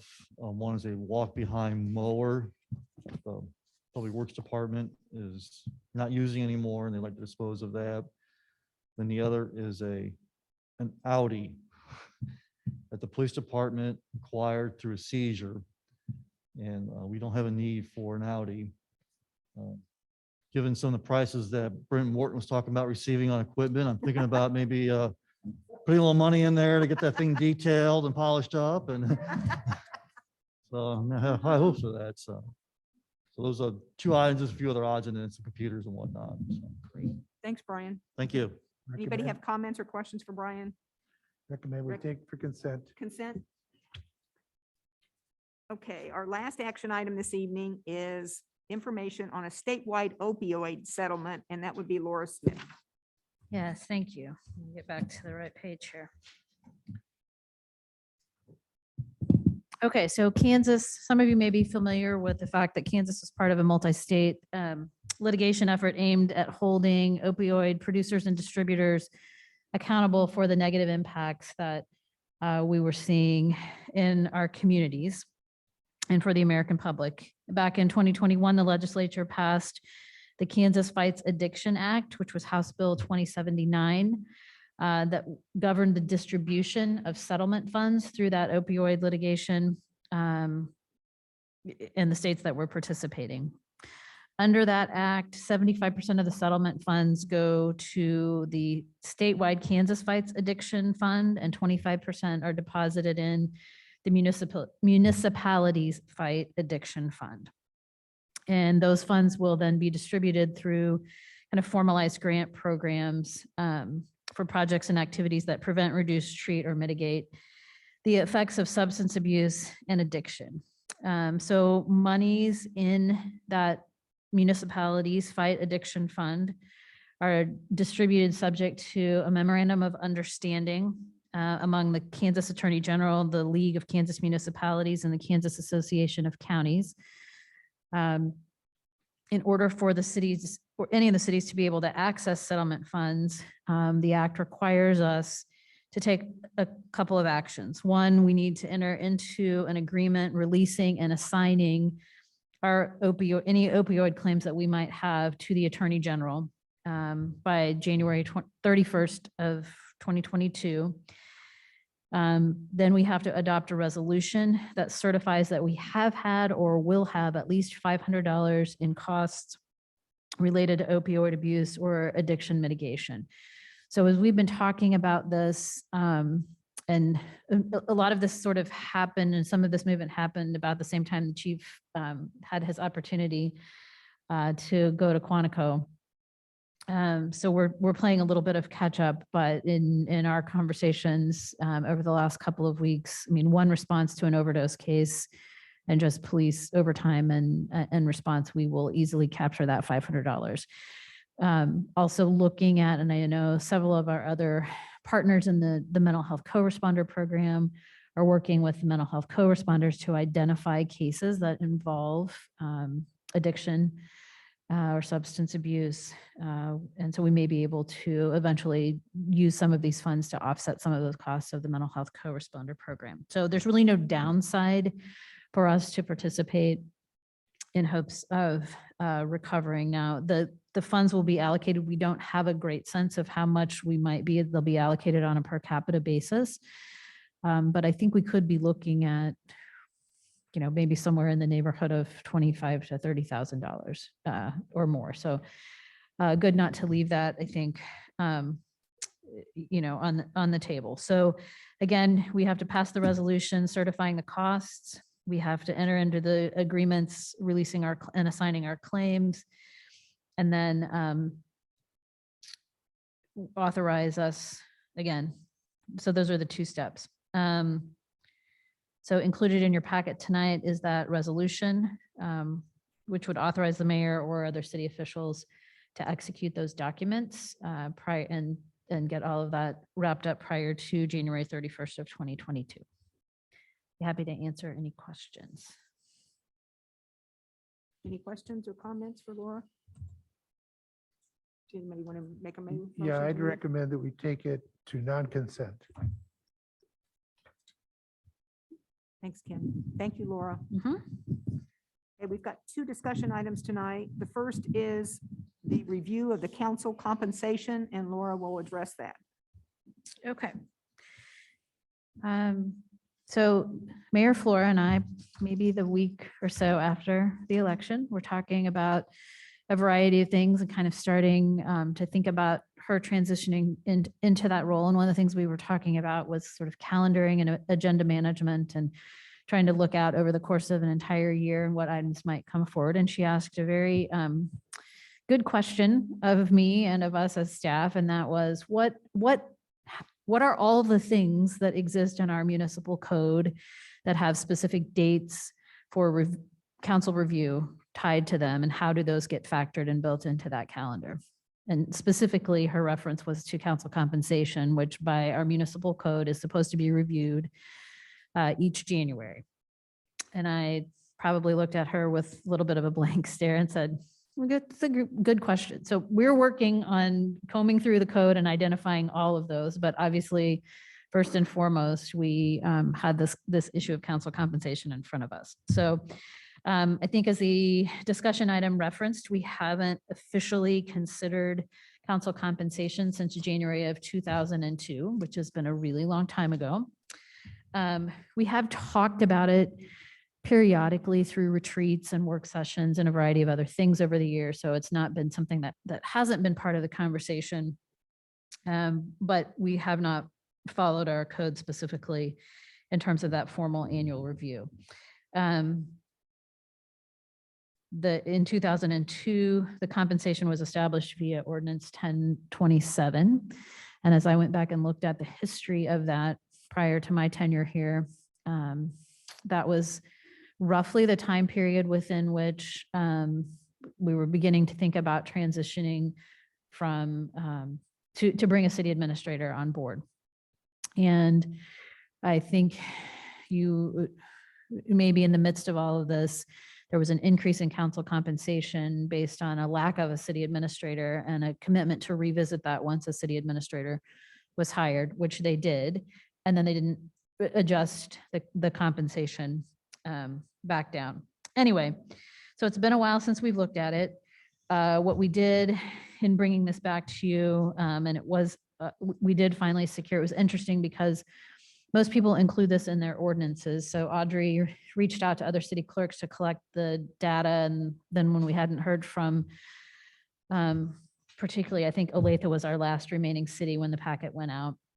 We looked at their ordinances and it said their council positions were volunteer and didn't receive any compensation, which then earlier this week, Olathe called back and said, that's not actually, that our mayor and council members do get paid. So we've updated that. That was updated and part of the information that was included in your updated packet last evening. So we did include kind of a spreadsheet and a matrix. We organized that. We looked at all of the cities in Johnson County. And we tried to organize those by population, just so you could kind of see where we are in terms of population size. So we wanted to put this out here for your discussion and additional direction on what you would like to do, if anything related to council compensation. Does anybody have questions or comments about council compensation?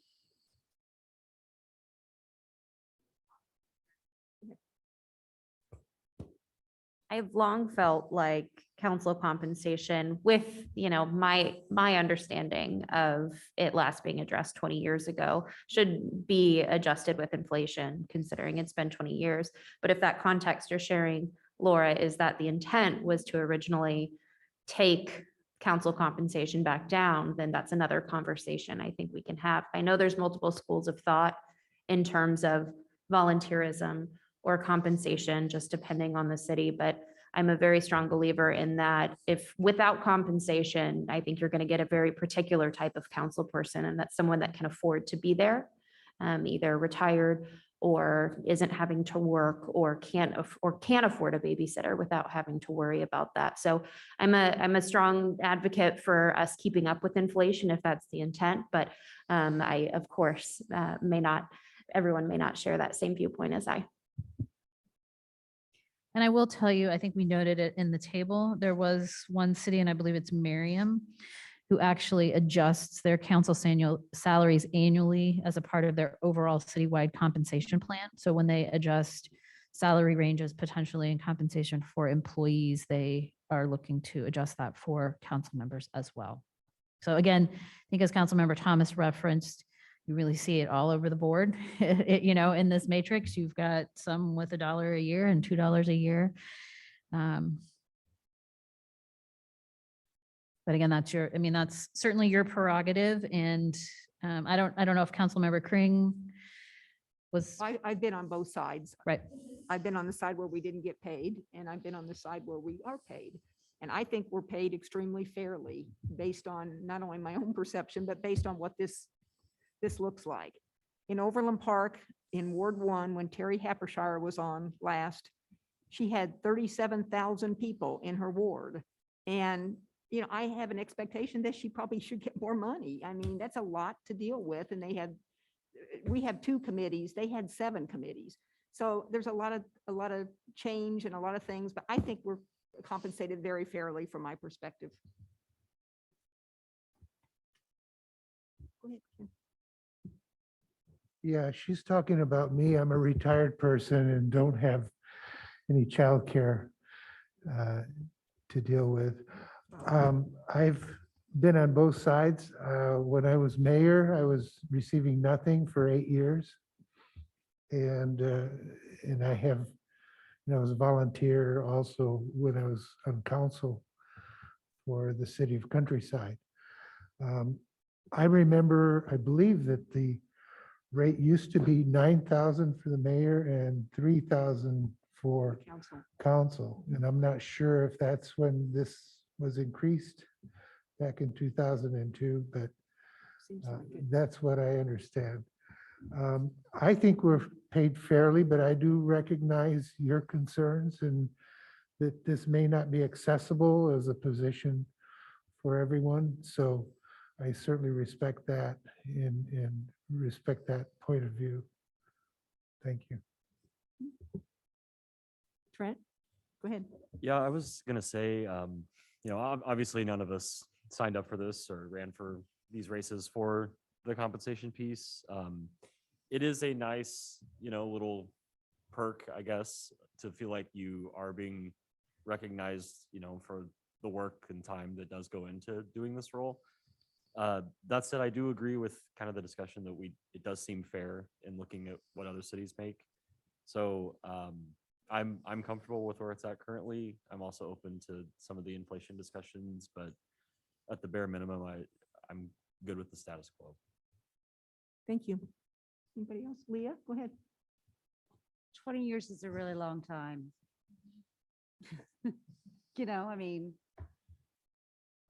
Things cost a lot more now than they did 20 years ago. And not that, again, anyone's doing this for the money, but 20 years is a long time for this not to be changed.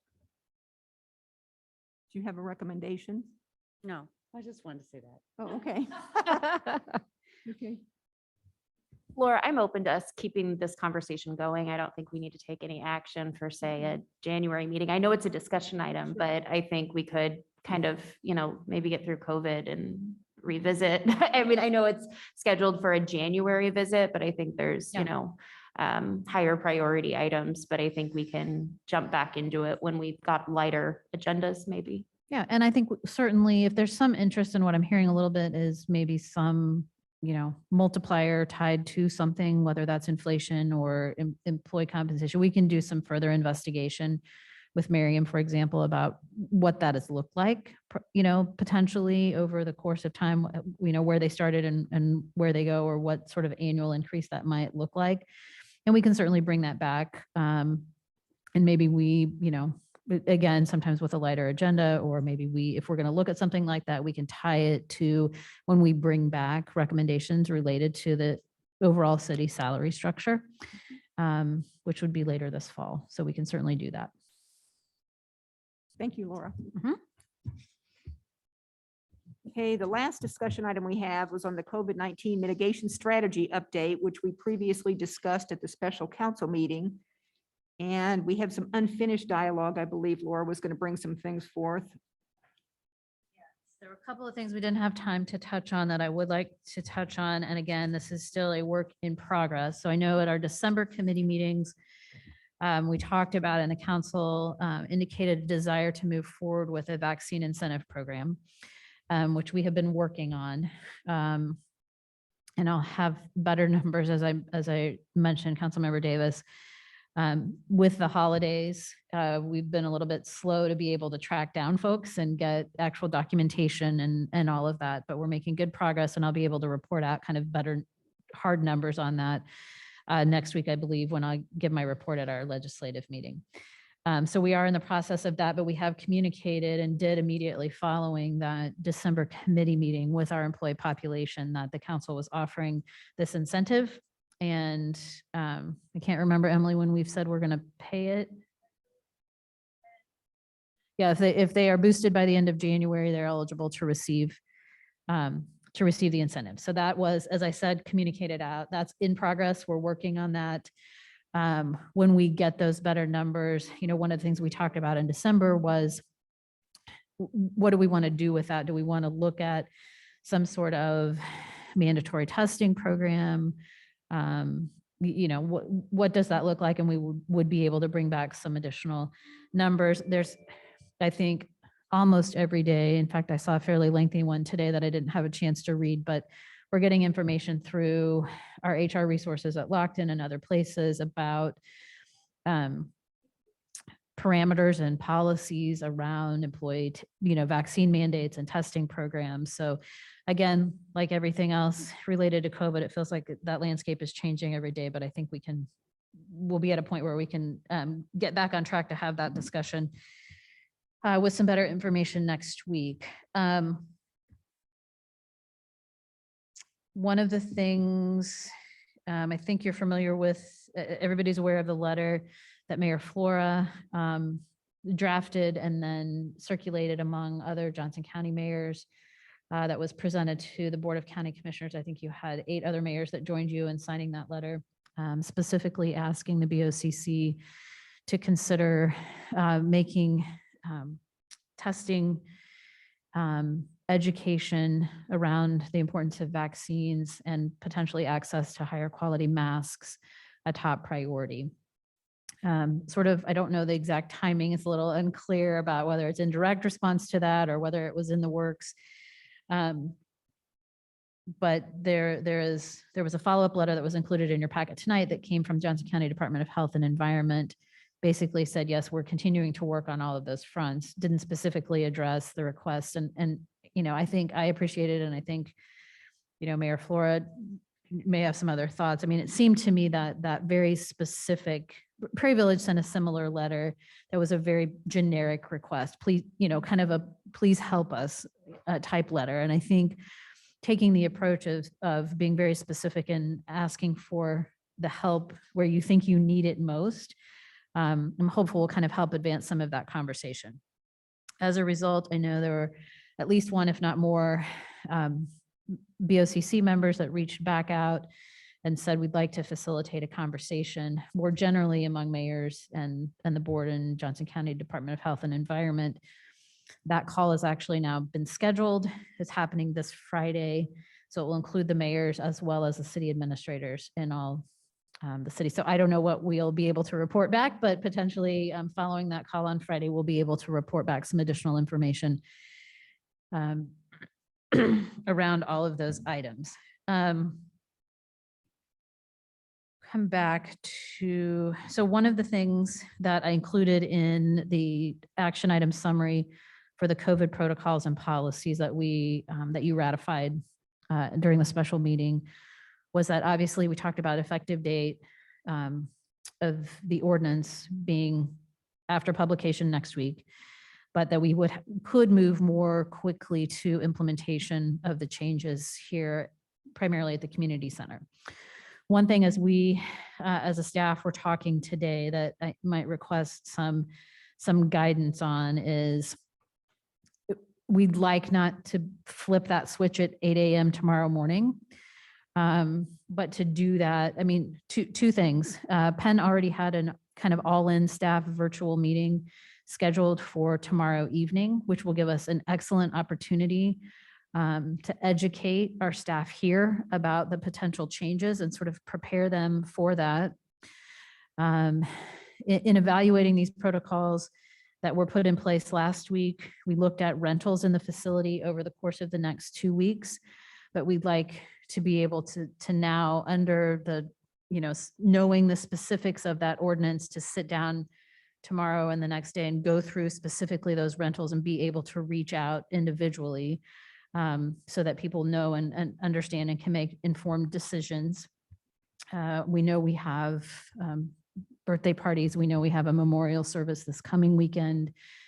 Several of those things would be eventually exempted by this ordinance, but we want to be able to make sure that communication is clear, and we want to be able to put together very clear, concise communication for the patrons about the changes that they're going to see. Because I think that we can anticipate the biggest pushback is going to be similar to the question that you had, I think, in the chat feature this evening, and that is related to wearing a mask while exercising.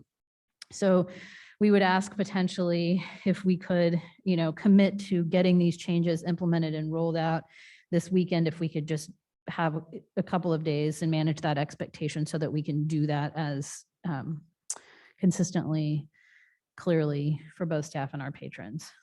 So I see heads nodding, so we'll move forward on that. So we appreciate that.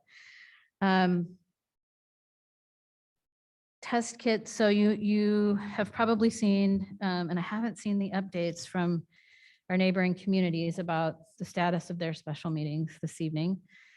Although both of the city administrators were texting me at 6:35 saying, oh, Mayor Flora may have news. Yes, we have a report from Roland Park that their ordinance passed 7-1, and they added some sort of provision requiring businesses to post signage saying that people were required to wear masks.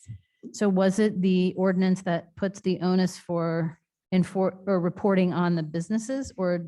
I believe it was our ordinance / the Prairie Village ordinance, except for that mask posting requirement. Okay, so we'll confirm that in the morning, and then we'll give you an update on Prairie Village as soon as we see that. The question mark for Roland Park was they had 2 different ordinances and a resolution that were in front of them this evening, so it was difficult to understand potentially which way they were going to go. So thank you for that update.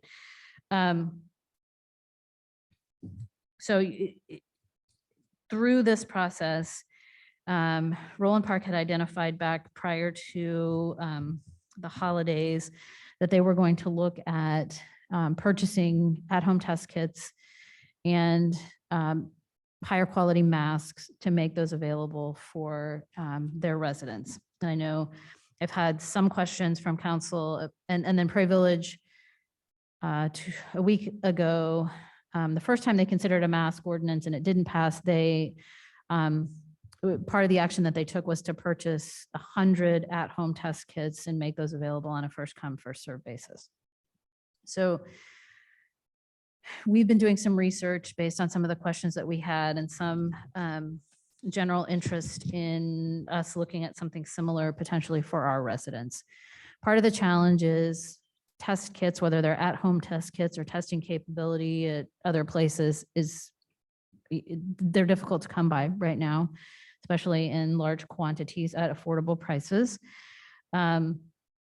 But we have ordered, well, and I will tell you, we've also been watching how the distribution has been happening in some of our surrounding communities. And I don't think it's generating good political will and warm, fuzzy feelings. And we'll just leave it at that. So if we were to decide we wanted to do that, we would certainly look at maybe some different distribution strategies for that. We have, under my expenditure authority, I've asked the chief and Emily, we have ordered 600 test kits. Part of the other issue that, at least for the city of Roland Park, the test kits that they were ordering, generally just from the same place a resident would go, online, whether that's Amazon or someplace else. The test kits were coming two to a kit. And so that makes distribution a little bit, you have to give both of those tests to, kind of one individual or one household, if you will. So we've ordered 600 individual test kits. But lead time and delivery for those for us is probably 2 to 3 weeks. So we aren't going to have those available immediately. Again, the whole testing landscape could look dramatically different in 2 to 3 weeks. Let me talk a little bit about masks, and then I'm going to come back to kind of where my plea would be, at least initially. And until we get all this stuff in hand, we can't hand it out anyway. We've also ordered upgraded masks. So we've provided masks to our employees throughout the pandemic, the cloth, same as you all, 2 different times, actually 3 different times with cloth masks. And again, this changes every day. So I'm going to look at Chief and Emily. So I know we've ordered N95, 500 N95. Have we been able to find the KN95?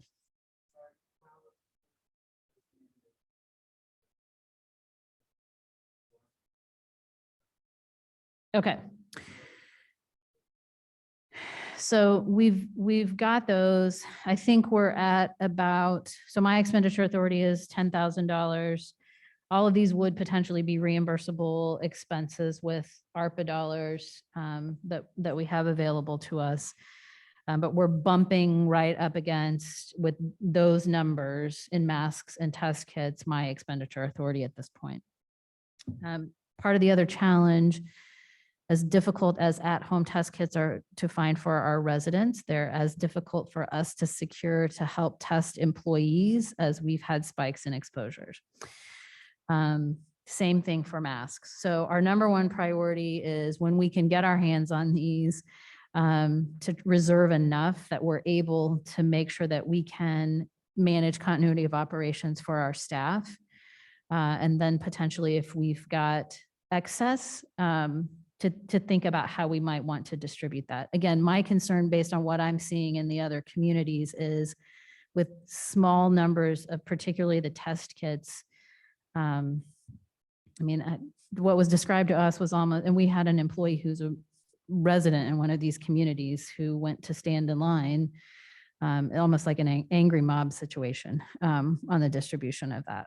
And certainly that's not, we would hand them out if we do that differently.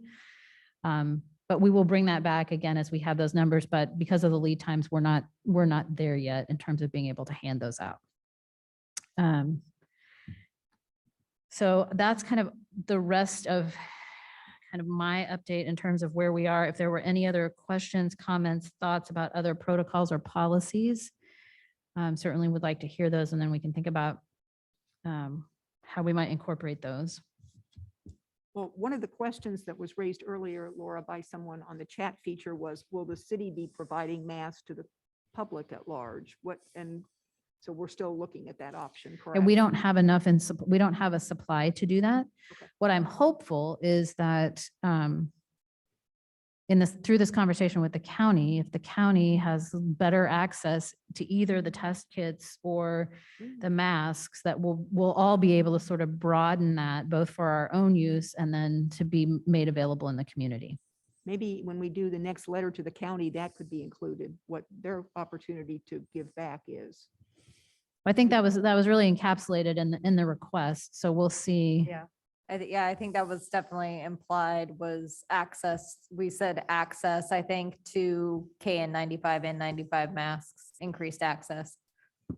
And the kits, was the kits mentioned? Just testing generally, not the kits. We asked for, increased and more timely testing. So availability of testing and more timely results, whatever they could do on that front to move the needle. Thank you. Any comments or questions for Laura on? I have something that is adjacent to this. In doing research today on the whole mask and COVID issue in Kansas City, one of the things I found is that blood donations are very much needed. Would there be an appetite to do maybe a mission blood drive or, get our community together to do something? Like Yeah, that? and we can look, we've typically hosted at least two blood drives here at the community center. And I don't know, do you know off the top, do we have one scheduled? Okay, so we can certainly investigate that. I did hear the same report that essentially blood banks are wiped out. And so that would be something we can certainly message. And one of the things that we've talked about as well is, early on in the pandemic, we were doing a lot of messaging via social media and the website. And we had kind of backed off on that. I think people were so inundated with it.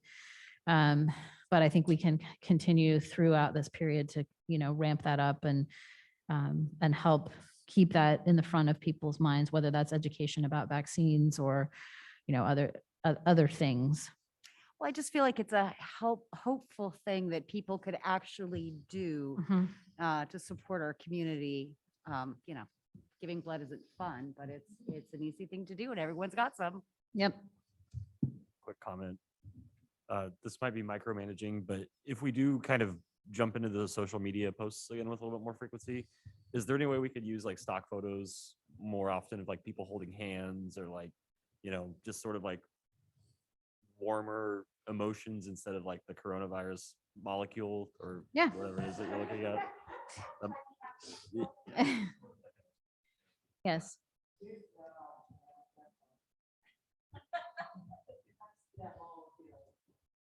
People, sure not molecules. I'm Got sure it. It's not a molecule technically, but Does the county currently have any commercial authority at like doing commercials about what you should be doing? That lady that's from the state of Kansas, that's at 72 years old, that resonates with a lot of people. Yeah. I don't think the county has purchased. I haven't seen any like TV media that the county has purchased to do that. But again, that's, that may be a question we can ask on Friday when we have this call about just kind of their outreach. Excellent. Okay, anything else around this? Okay, then I have just a couple of quick Department updates, updates? just Okay. in anticipation, just so you know what's coming. Next week, we have our legislative meeting. I believe we will be moving forward with a recommendation for an appointment to the vacant Ward 2 position. So hopefully after next week's meeting, we'll be back to a full complement of council. We will be doing board and commission appointments, trying to get us to the point where we're then making those appointments at your meeting as well. But I would ask that at this point, we don't have enough applicants to fill the vacant positions that we have. So we'll move. So if you know of people who have an interest in, we have vacancies. So the planning commission is full, but we have vacancies on both sustainability and the PRT. So if you know of people who you think would be good or have an interest in that, please encourage them to go ahead and continue to send letters of interest or resumes. And then we will also be looking at election of a new council president and vice president potentially with Nick's departure. The council president's position is vacant. So you will have that on your agenda as well. And I think that is it for this evening.